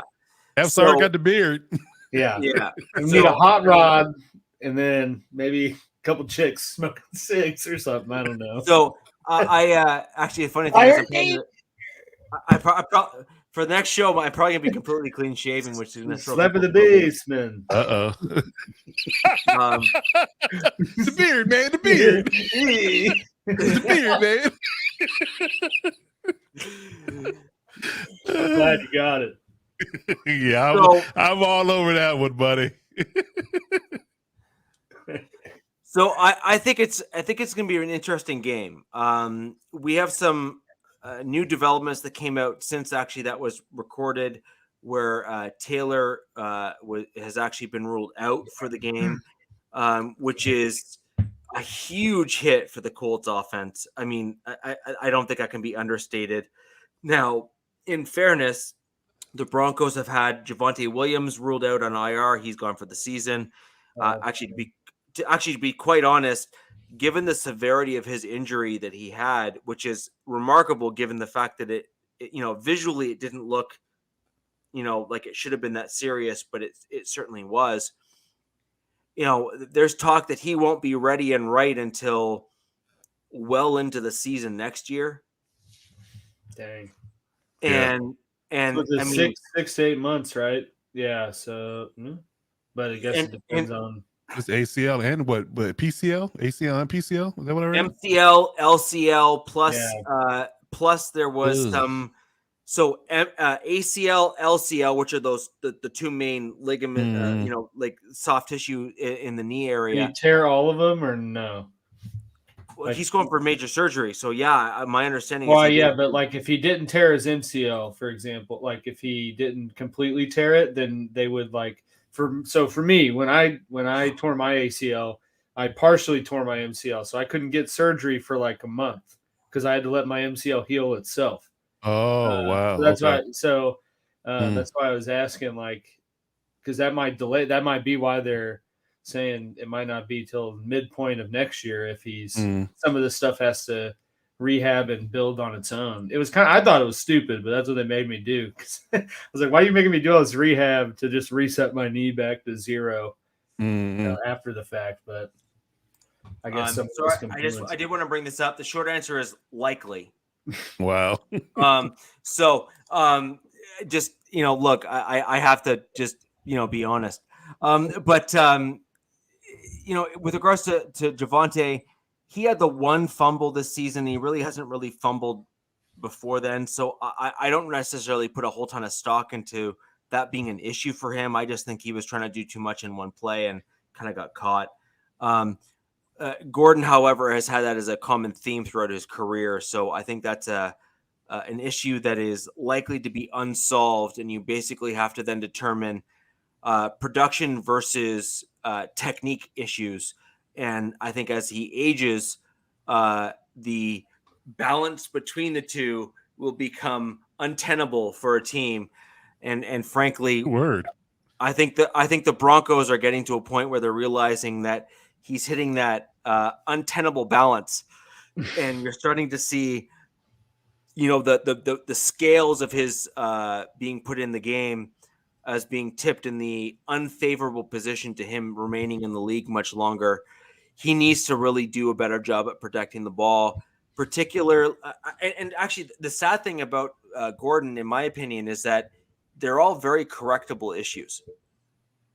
So what you saw from Gordon in the game where he fumbled the ball is rather than falling towards the ground with the ball in his hand, he let the ball shine, baby. Rather than seeing Gordon falling with the ball towards the ground to just protect it, he exposed the ball before he was able to hit the ground and actually up. And that's really a very fixable problem. The question is, can he actually fix it? He needs to run like Clyde Because Clyde Edwards-Helaire, I swear, runs like this. Oh man, listen, when that Joker gets anybody around him, he holds the ball with two hands. With his Power Ranger helmet on. I'm like, right, dude. Right. It's morphin' time. It looks so goofy. Oh my god. It's like go gadget helmet. But seriously, Gordon should just start doing that. He needs to go to the Tiki Barber School of Ball Carrying. Yeah. Remember Tiki Barber had that feeling the whole entire time? Yes. And he finally fixed it at the end of his career. That's what Melvin Gordon needs to do. Coach, I just want to call up Bolt Up Baby. I do recognize the image from Twitter. Yes. This came up in my Twitter feed today. We have yet another Chargers fan coming in to the show. I just like to say thank you for joining us today. Yeah, for all those that were keeping Lord. count. The new Chargers fan disappeared. Well, shout out to Bold Up, baby. Appreciate you.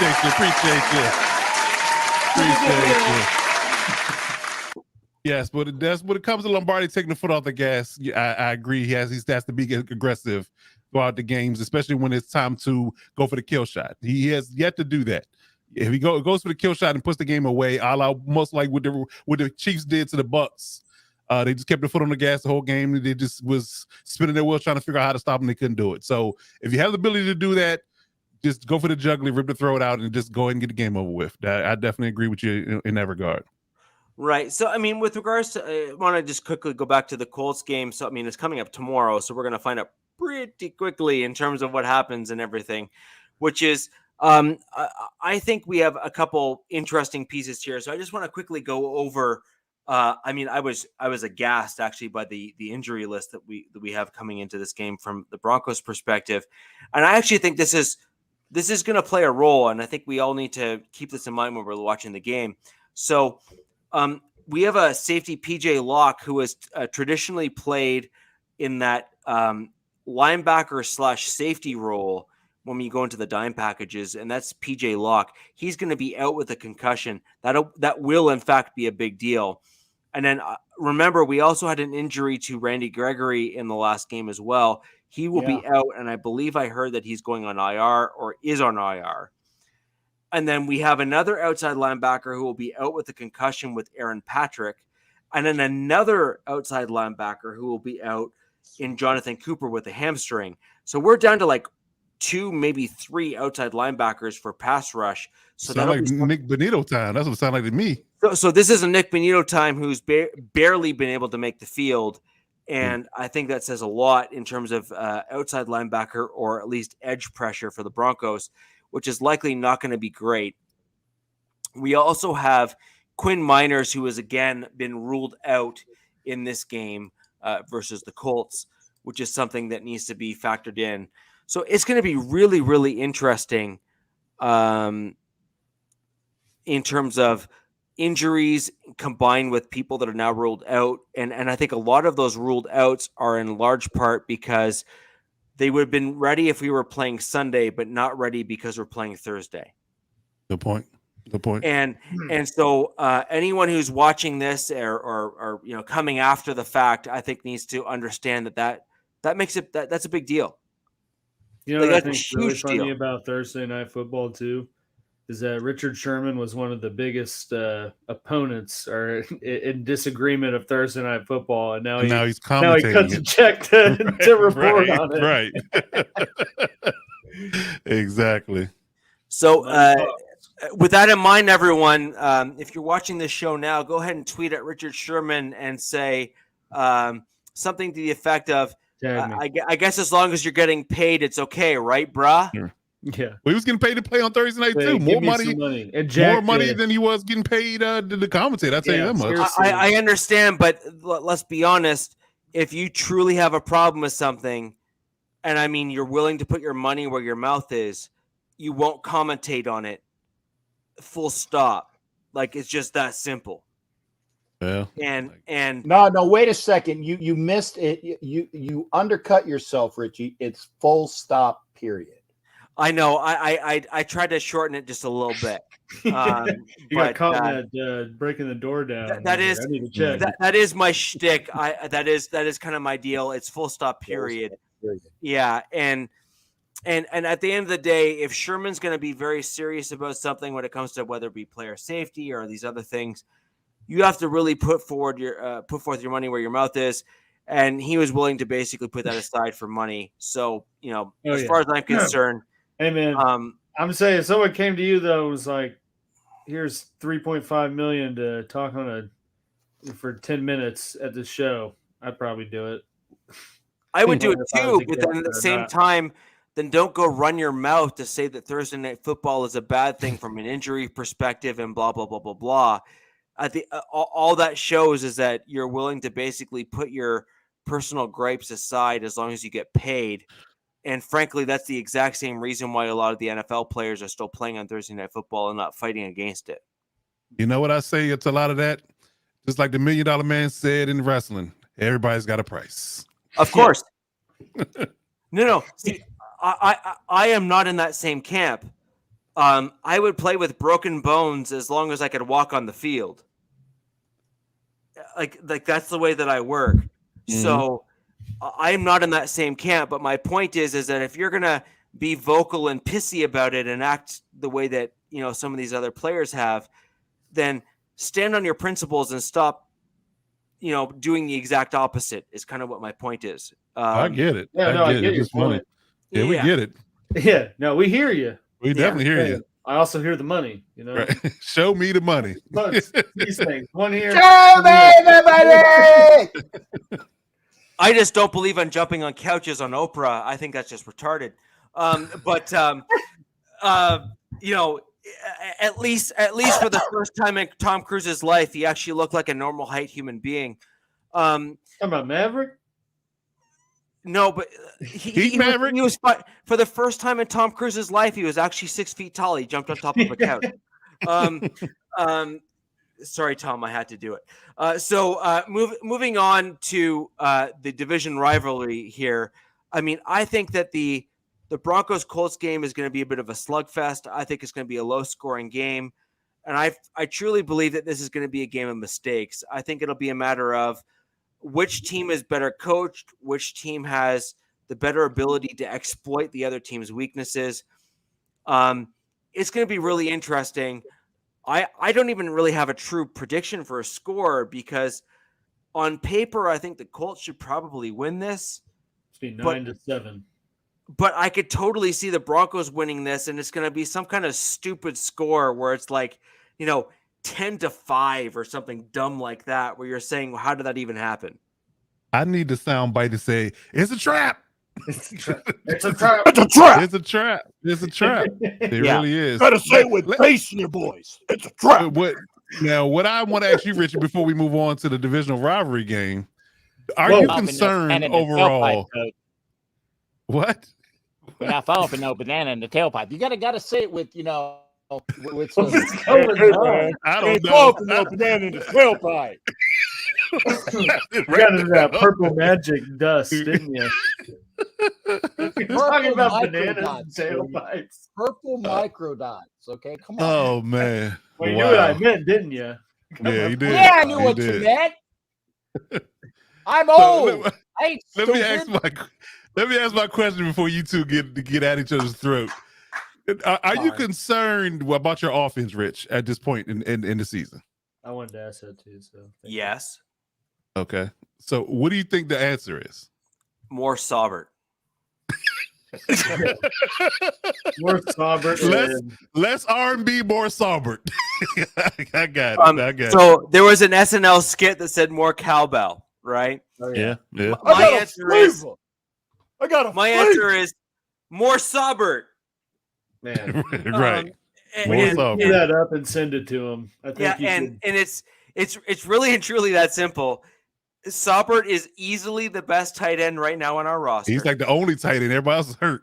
He is so good, and it's so hilarious because we signed him on like a 1-year deal to say like please come back, and he came back, and he's easily the best tight end on our roster.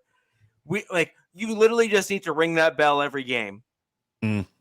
And you like, for example, in the last game, you saw Saubert with like a 25-yard catch and run. I thought of you. I thought of you immediately when I saw that bastard get that. And I'm saying, okay, so let's be honest here. The dude just killed them. Literally killed them. No offense. The Raiders defense looked like they were amateurs compared to him. And I'm not trying to be, belittling of any sort. Oh, Rich, one play, actually, maybe 2 or 3. He had about 3 catches. But when did they use him, though? Thank you. That's why I said when they did use him, he was quite effective. And I was going to say, like, damn, if he gets a touchdown, then friggin' Richie's going to say that I owe him the other person. You do. Like, I will literally just take the Saubert jerseys rolling into my mailbox on like a regular. That's what I'm saying. That's why I didn't bet, dude. I was not gonna take that bet. You should have. No, you lost. Get used to it. You were the one with the big mouth. I'm the one with the big mouth. Yes. Wow. But this is my point is. He's won against zone and he's won against man coverage. He is a superior tight end to most in the NFL level. He is best suited for Denver's outside zone scheme offensive, like what we're trying to run. That's what he's designed. Like his skill set fits it. He was born to do this, huh? He was born to block outside zone. No, look, every player has a certain scheme that better suits their abilities. And Eric Saubert, his abilities are a combination style tight end, which is perfect for an outside zone run scheme. Mm-hmm. And that he was designed and built for this type of offensive scheme. He is showing out why he belongs in this type of offensive scheme. Albert Okanebowam was not designed for this because he's a pass catching tight end. And even then, he's kind of shown some struggles in that this year, which is why he's basically found the bench. Saubert and Tomlinson have actually been better tight ends because they can do both. They can block and they can catch. And you need a tight end in this type of scheme to do both. Sure. You just need it. It's important. Now, I will say that there was only 2 plays against the Raiders game, and I hope we see more of it versus the Colts, which is flanking tight ends. So you need a tight end on the left, on the outside of the left tackle, and a tight end on the outside of the right tackle. And then you can break off either one of those tight ends in the pass catching game and have the other one actually block. And the Broncos need to basically instill and put more of that in the offensive scheme. I think you're going to start seeing that more of that because I believe our head coach has shown that he's more adaptable than our previous offensive coordinator. And I think you're seeing us feeling out what our player personnel is. But the sad part is we should have done that in the preseason. We just didn't. So that's really what the issue is. And so when I look ahead at the Colts game, I think you're going to see more flanking tight ends. I think we're going to need it. I think we're going to try to show that where our run game can still dominate. And I also think that Latavius Murray, who we just signed this previous season, I think will step in. And the one tight end that I do want to make sure that I call out for everyone here on the show is Divine Azigbo. I want you to remember that name. I said it here. Skin condition. Sure. You can Zamunda? So you can say that all you want, but I think Divine Azigbo is going to be the guy that you're going to see in this upcoming game. He showed out in this offensive scheme. I used to have pimples all over my face, but once I started using Divine Zigbo, it went away. I was like, where is he going with this? Right. And it lands. So right. I think the real football analogy there is our run game was anemic, and then Divine Azigbo stepped in, and holy cow! And I think that's going to be more aligned with what the Broncos are going to see. Is he is I think a unique running back and someone that you're going to want to pay attention to. So yes, Williams is out, but if you can pick Divine up, are you telling me I should go pick him up right now? Yeah, pretty much. Yeah, I'm doing it. I missed out on Mike Boone. You must be desperate. I am. Javonte was my number one, my RB1 in one league, man. Oh wow! I would have picked Murray up before him, but did you pick up Saubert yet, there, Alex? I don't need to. I got Kelsey. Okay. Oh, that's why. I agree. So he must have. So he must have. Anyway, Kyle Pitts, I think, with regards to the Colts game and the Broncos game, I do think it's going to be a bit of a slugfest. I do think you're dealing with two teams that are at the bottom end of the league. The Broncos' offensive line is in need of some adjustments. I don't think our coaching staff is willing to do that until the bye week. And I think you're going to see more pain on the Broncos' offensive line. But at the end of the day, I do think the Broncos win this game. And I think you're going to see some of the new running backs really start taking over it. And I think that actually ultimately Devine Ezigbo, again, that name again, is going to be the guy that gets called up and really show out. Yeah, sure. You can call it skin condition, but eventually he's going to play against you, Captain, and you're going to regret it. Pick him up in fantasy, man. Yeah. So, anyways, that's my 2 cents. That's my 2 cents. But I do want to go over to the divisional game here. We're going to go ahead and move over to the Raiders versus Chiefs. This is going to be an interesting one. Captain Alex, take it away. Go. Yeah, I'll let you go first, man. Alex, I do want to hear from you first because I think it's going to be really interesting to hear what your take is in terms of what your team needs to do to beat the Raiders. The Raiders showed that they still have a relatively talented interior defensive line, although I think your offensive line is much better. So it'll be very, very interesting to see if the Raiders can continue their progress or if they're going to regress on the D line against the Chiefs. Yeah, well, I mean, I think regardless of what I say or how I think the game is going to be, it's going to end up being a close game because these always end up being that way, no matter how good or bad both teams are. But I think, like I said earlier, that you're going to see KC come out and play the Raiders a lot like they played Tampa Bay. And they're Sorry, just one sec. Yes, and I've said that consistently. I'm on record on Captain Jack's show for saying the same thing. Yes, and yes. Go on, Alex, before you were so rudely interrupted. Go ahead. Yeah. You were rudely interrupted. I apologize. Yeah, seriously, man. But I don't even know what I was saying. I think it's going to end up being a close game just because that's how the Raiders and Chiefs always play. But I think you're going to see a lot of continuation of how they played last week in what is known to be kind of a more pressure-focused type of defense and getting the ball out quick and quick game and screens. Is there an echo or is that me? That's I you. hear it too. Hello. Hi. Testing. Yeah, whatever. Alex. Is it me? Yeah, it's got to be you because I don't hear an echo at all. Yeah. And I turned off my big speakers just to make sure that we weren't picking it up into the microphone. So I definitely allay all fears. Well, I'll just say it was me then. Whatever. But you're gonna see KC do a lot of what they did. I don't think that they will give up too much pressure to the Raider line.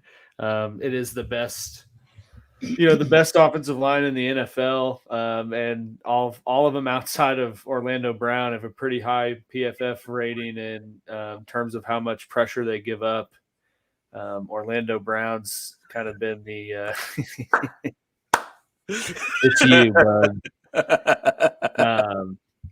Well, my echo's gone. Nice. Okay. So compared to some of the other fronts that they've played, and how they played them and sort of the blueprint they have with that now, I think you'll see them do the same stuff against the Raiders, and it will minimize the amount of pressure that they get compared to what they've got here in the past couple weeks. But I think you see sort of a continuation of what they've been doing, running the ball. The defense, like I said, for as good as the offense has looked in certain games, the defense has been consistent every game. Really been stout in the run game, been pretty surprisingly good in getting pressure on QBs and in the passing game. That game last week was the score is a lot closer than the game actually was. They were up 3 touchdowns, and if it wasn't for a Mahomes interception, it would have been a lot worse of a score. And that was just because of how good the defense was playing. For being a defense that lost your first round corner, you have your outside linebacker got a 4-game suspension in the middle of the season. Not big names running off the edge. And they've just been able to be consistent in terms of being stout in the run game and getting pressure enough to sort of disguise the change or our weaknesses in the secondary in terms of who they lost from last year. But I think that you're going to see a lot of what happened last week or how they play, and really the defense has been sort of on this continuous climb to being more effective and better every week, and has stopped the run up to this point. And I think that's going to be sort of the biggest focus point for the Raiders. Is really how any team's got to play KC to some degree, is keep the ball on their side of the field and keep the clock and possession time running for them. But that's sort of been why they've still been in these games, is because the defense has held opposing running backs to under 3 yards a carry. So you're kind of taking away that component of keeping Mahomes and the offense off the field. So if they can keep playing like that, then I think that they win in the long run. But like I said, I don't think it's going to be a 4-touchdown blowout or anything like that, just because that's just not how these games go. So I want to disagree with Jack Kenna here. I was gonna do it for you, but go ahead. So the problem that Denver's defense has is that our back end of our defense is very good. Like our cornerbacks and safeties are excellent. We've cut safeties from our team that are basically starters on other teams. So, that tells you a lot about what the Broncos have done in terms of drafting the back end of our defense. And that all started with Vic Fangio in terms of how he drafted and brought in guys. His defensive staff really specialized in the back end of defenses, which is what made him really special in terms of how he played.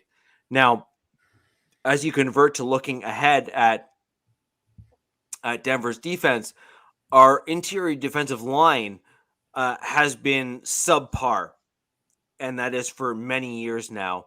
In terms of interior defensive pressure, that's from the D tackle / nose tackle position, depending on the defensive front. And that also includes the defensive ends, which the Broncos really haven't had elite defensive ends since the Super Bowl 50 defense, where we had Derek Wolfe and Malik Jackson both on the Denver Broncos team. So sadly, I disagree. And frankly, Yeah. I'd love to. Honestly, the Broncos defense is probably better on paper when you look at who's on the roster. But analytically, the Chiefs has been the best run defense this year. I know they're ranked a little lower in passing, as Alfredo pointed out, but at the same time, when you're winning games and forcing teams to pass, it's going to diminish your success on defending passes. But in a contract year too, you saw Chris Jones overtake who's now the number 1 effective pass rush winner over Aaron Donald in terms of D tackle. So they've really just been getting kind of consistent pressure in every game, and that's been, like I said, how you've seen them stay in games even when the offense hasn't been good. I mean, the first week offense was good, second week not so much, but then you saw the defense step up when it needed to against the Chargers and kept them in the game, and they ended up winning.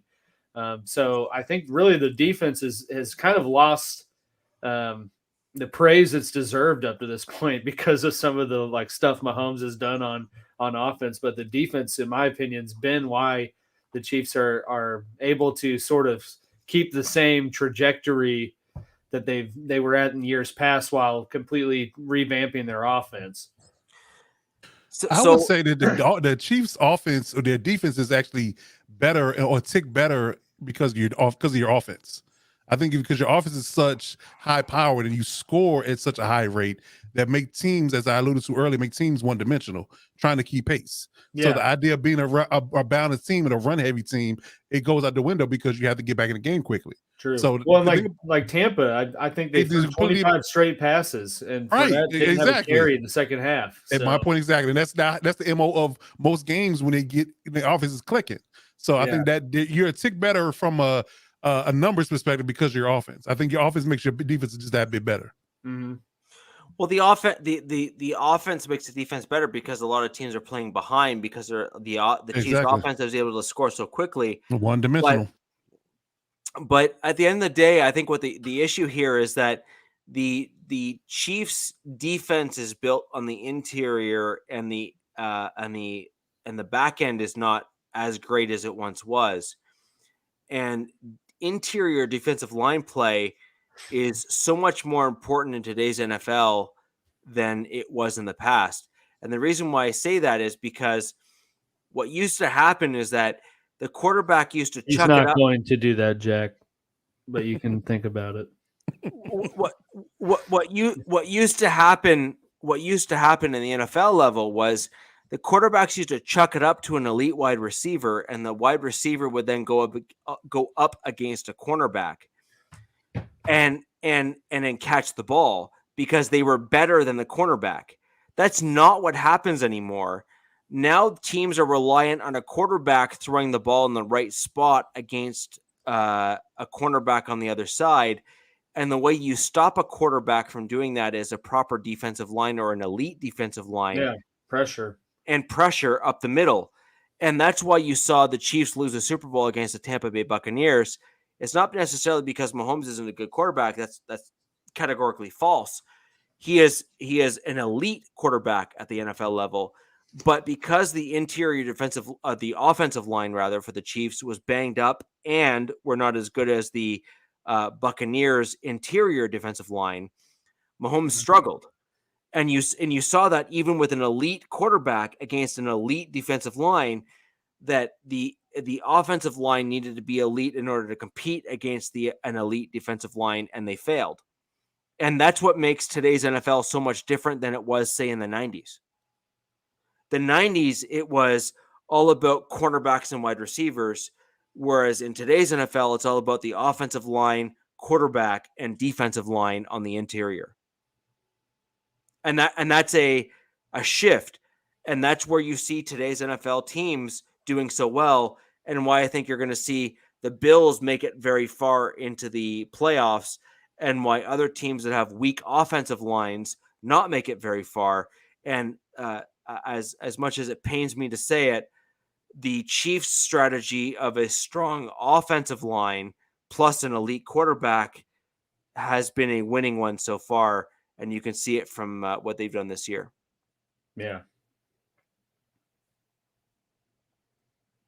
I would love to hear your take on what you think. Yeah, we're ready for you. Keys to victory for the Raiders. I was doing some comments in the chat, so apology. I think that again, and I'm going to go back to a bunch of the different points. By the way, normally I'd be about 27 minutes, actually half an hour back on my regular other Wednesday show, NFL Nation Live. We are taking a week off because Ref was in Wisconsin. Be sure to join us after this wonderful show, 9:00 Eastern on my channel and on the NFL Nation Live channel. We will be back next week. A couple different thoughts. The Chiefs defense is a lot better, as what Coach was alluding to. The offense who keeps the defense off the field and scores keeps them fresher, and it keeps them mostly from an output where they other teams are playing from behind, so they run into that defense. Like Alex was saying, the pass defense statistics are for losers. I think Raw Morris used to say that down here in fake pirate land. It doesn't matter. The Chiefs' run defense is good, and they have been playing well as well, because statistically people have to throw the ball more, and I even think that the Chiefs' run defense numbers are skewed because of that as well, because teams have to throw to win. As you can see, stats are for losers, okay? The Raiders will need to run the ball against the Kansas City defense. And here's the other thing as well. When Jacobs might not be getting all of those runs all the time, because that defense is solid, I don't think Parm is going to pancake Chris Jones. But I will say that James and Parm together on a double team might be able to move him for that hole that Jacobs will run through. You keep running Jacobs again and again and again, and they're going to get tired on him. And then you pop Zeus in there. We got 5 running backs on the roster. Okay, 4. Brandon Bolden's one of them. Come on, you got 2.5 running backs. Captain. The question is timing. So, and I think what it'll be interesting to see, Alex, from the Chiefs is the wearing down. What most teams negate is, as a team continues down a running game and refuses to give up on it, despite the fact that they may be down by, say, 3 or 5 points. So long as McDaniels shows discipline in how he enforces play calling, if he can force the running game to continue going on, so many teams give up on the running game when they don't need to. They basically give up on it when they're only down by 5 or 6 points. That's not enough. You need to give up on when you're 10 points down or 15 points down or 17 points down. And I'm not sure that McDaniels is of a mindset to give up on the running game, because he knows how important it is. Well, actually, then he just must have figured it out this past weekend, because he sure as didn't figure it out in game 1 when we were very close with the Chargers and he forgot how to run the ball. He didn't figure it out in Nashville when we were close and should have continued to run, and we lost by those points as well. McDaniels finally figured it out this past week, because everybody and their grandmother was saying, you know what, Schmuck, you might want to run the ball because we got Jacobs and we got Zeus and we got other players. Yeah, and Bolden, I'm not going to really count Bolden because the guy is about as archaic and talked when Jesus Christ was a lieutenant in the Navy. Okay. I'm just saying the guy's old. He's not as old as Keenan Allen old, but he's old. Okay. Yeah, we had to come back to that. Had to come back to that, didn't you? Always come back to old. the stuff that works. Always come back to the stuff that works. Holden is 32, so he is older than Keenan Allen. Yeah, he is. Anyway. It doesn't matter. It's a joke. You're allowed to use it when it's a joke. The point is that the Raiders will need to run the ball. They need to have a balance offensively. The short passing game, because again, I like our receivers against the secondary that the Chiefs have. Okay, I like the receivers in that respect. Now we do not have Hunter Renfrow. Receivers. We only throw to Devontae. No, excuse me, asshole, but you have not been paying attention the last. I have. Go look at the targets. Mac Hollins. Hello. He catches 1 touchdown out of nowhere, but then the rest of the 15 targets has burned the Titans well, and he was a very good force in the last game as well. You might want to check up the stats there, big guy. Does that have to do with the throw? I am checking the stats, man. Yes. That's the guy with the long kind of hair with the curls. Last game alone against the Broncos. Devontae Adams, 13 targets. How many did Matt Collins have? 5. Thank you. Okay, but when he caught the ball, every one of those freaking catches was a first down, asshole, motherfucker. I'm gonna say it. I'm gonna explode now. You caught me. By the way, Monday night it's a home game for KC. I was trying to be mellow, but you pissed me off, Andy Reid, son. You pissed me off. It's Reedson. Thank you. Okay. Point is, okay, if Darren Waller can figure out how to catch a ball and not drop him all the time, okay, because he dropped I think at least 2 touchdowns against the Titans, and Cole dropped 1 or 2. If we get Waller to play up, and if Foster Moreau comes back from his knee, I'm not sure about his status. But again, yeah, I know, DZ. I know. This is the big one, Elizabeth. I'm coming to see you, darling. I'm coming to see you, baby. Just have And it I'm blaming Alex. And normally it's Coach doing this to me, but this week it's Alex, okay? As long as the Raiders' offense remains, like I said, consistent and balanced, they run and they don't get away from the running game while it's close, they will be in the game. If Kansas City is up by double digits and more, the game is gone. And I said that. The game is gone. If Kansas City is up by double digits or more, based upon what I've seen, the game is gone because McDaniels will just get out of the running attack and will just start throwing passes. Devontae Adams has been whatever he's been advertised for. He is the man. He is the man. And he's made every bit of it. The defense for the Raiders has got to employ keeping Mahomes tied up, not so he can run around like the Munchkin did about 2 weeks ago when he was running around like the little kid without the cell phone, that like they were saying, Murray. If they keep Mahomes into a point where he can be capable, I like that. And that's why you got what do you call it? Cleve Farrell playing better. You got Chandler Jones doing his job. You got Max that's going to be up against these guys are a very good offensive line. But I like the fact that, the Raiders defense has been coming on. Now, I'm going to also address the fact that Perryman is in concussion protocol, and he is our best run-stopping linebacker. And that Coach, hurt. I think you're selling short. The Broncos' back end of the defense, in my opinion, is better than the Chiefs' back end of the defense. And as an example, I don't think the Chiefs have an answer for Surtain. Like I don't think there's an equivalent on the Chiefs' defensive backfield for Patrick Surtain in terms of how he played against Devontae Adams. I don't think he's been pretty good. He's probably going to make a Pro Bowl, his first Pro Bowl this year. I bet he's good, but I don't think he's as good as Patrick Surtain is. And I think that what you're going to see from Devontae Adams now that he and Carr have identified certain plays that have worked well, and they've worked through, the ebbs and flows of kind of working together again at the NFL level now, because, it's been a while since they've kind of thrown passes to one another against elite competition. I think you're going to start seeing Adams and Carr develop more of a shorthand.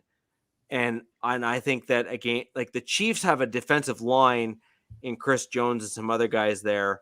I don't think their defensive backfield is as good as Denver's, because I think our safeties combined with our cornerbacks are better. Yeah, but we would get better pressure than Denver would. So I mean, I don't disagree with that, but I also think that Carr is better than a lot of people are giving him credit for, and he'll throw a high ball arc that will drop down accurately to a guy like Devontae Adams, who can likely catch a 50-50 ball. And he has time to do it. And I'm not convinced that the Chiefs have a defensive back that is at the same caliber as Patrick Surtain. I'm also not convinced that even our backup, Caden Stearns, and a guy. No. Those guys are not better than Snead. Yeah, they are. No. Yeah, they are. Absolutely not. I think Denver's defensive backfield is better than KC's. And I think maybe that collectively, but those guys that play behind Surtain are not better than L'Jarius Sneed. So, yeah, but you're talking about a collective group, and my point is that in order to stop a guy like Devontae Adams on multiple plays, Denver employed multiple coverage packages to stop him from scoring big plays, and I don't think that the Chiefs are at a level of Denver's backfield. So On the plays where you saw double teams that stopped Adams from winning, I don't think the Chiefs have the players to do it. And that's my point. And Carr is a much better quarterback than people are giving him credit for. I'm sorry, it's a fact. And I didn't say any of that, though. As he's developing a better and better shorthand with a player like Devontae Adams that he already has a chemistry with, and is clearly dialing that up as the games are going on this season, which was what you're seeing now. Mm-hmm. I think you're going to see a better outcome from a single receiver. Now, do I think that's the sole reason? No. Do I think the Chiefs can keep them off the field? Yes. But I think they're going to need to do that by running the ball like they have been this season and maybe leaning on it more. And so my point is, can the Chiefs win? You're darn straight they can. Will they win? Probably. But I didn't think you'd want to say that.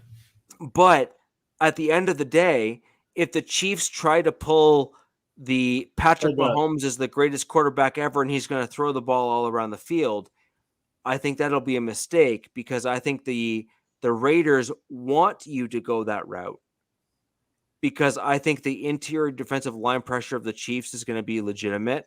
And I think that's going to be something to be, I don't think that's the route you want to go. I think the route that the Chiefs need to do to win this game is what they've done the majority of the season, which is to run the football, to slow the game down, and to adjust accordingly.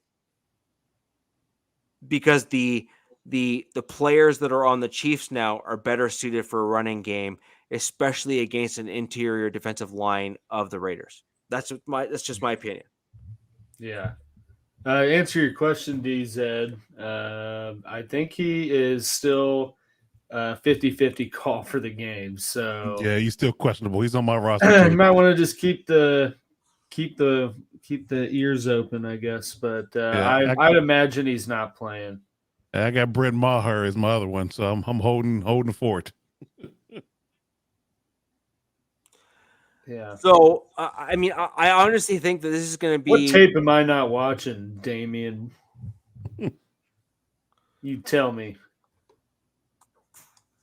Actually, I think that's a good point. So if we're going to start going down the whole tape route and say, what all 22 are you not watching? Let's put the comments in the chat and let's let us all know what we're missing and what we're not. Captain didn't even say anything yet. No, because I was fucking cut off. Sorry. I had to let that one fly because it was true, So we are getting near the end of our show. I don't want to necessarily go a whole ton longer than this, guys, simply because we are already well over 2 hours at this point, and I want to make sure that we capture all of you who are joining us. After the show, I would like to see a whole ton of comments left. What do you think the Raiders need to do to beat the Chiefs? What do you think the Chiefs need to do to beat the Raiders?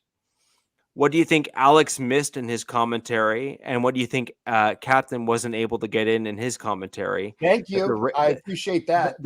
That the Raiders need to do to beat the Chiefs. I have a few ideas myself, but I'm going to leave that to all of you to leave in your comments. Fuck you both up, baby. Fuck you. Hey. Let's simmer down. Calm down. Simmer down. And ladies and gentlemen, this is the Wild Wild West podcast, where we go all around the AFC West. We talk about all four teams, what we need to do, where we're at, how we're doing, etc., etc. And this is going to be one pivotal week, in my opinion, for the AFC West, because depending on where this week lands, I think is going to put each of our teams in a much different position going forward. Our bye weeks are all coming up, which means that we are going to be in critical games depending on where we land on the upcoming basis here.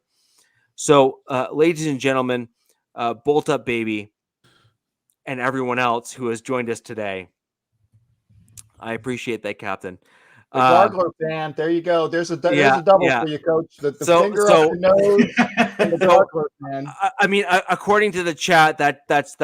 Hold up, Jonathan Taylor not playing tomorrow, but in the chat. Let's go. How about that? How about that? We made it. We made it. We made it. Ladies and gentlemen, this is the Wild West Podcast. Thank you very much for joining us tonight. Comments down below in each of our videos. We greatly appreciate it. Like and subscribe to each of our channels. And the Wild Wild West Podcast does have our own Twitter handle at Wild Wild West Pod on Twitter. Go ahead and search us out. We do post regularly. And if you have any comments for either of us, all of our handles are typically below here, our names on the podcast. Reach out to either one of us. We are happy to contact you and comment back. And guys, until next Wednesday at 7:30 Eastern Standard Time, where the West Side is the best side, we will see you next week. Yeah, you bastard!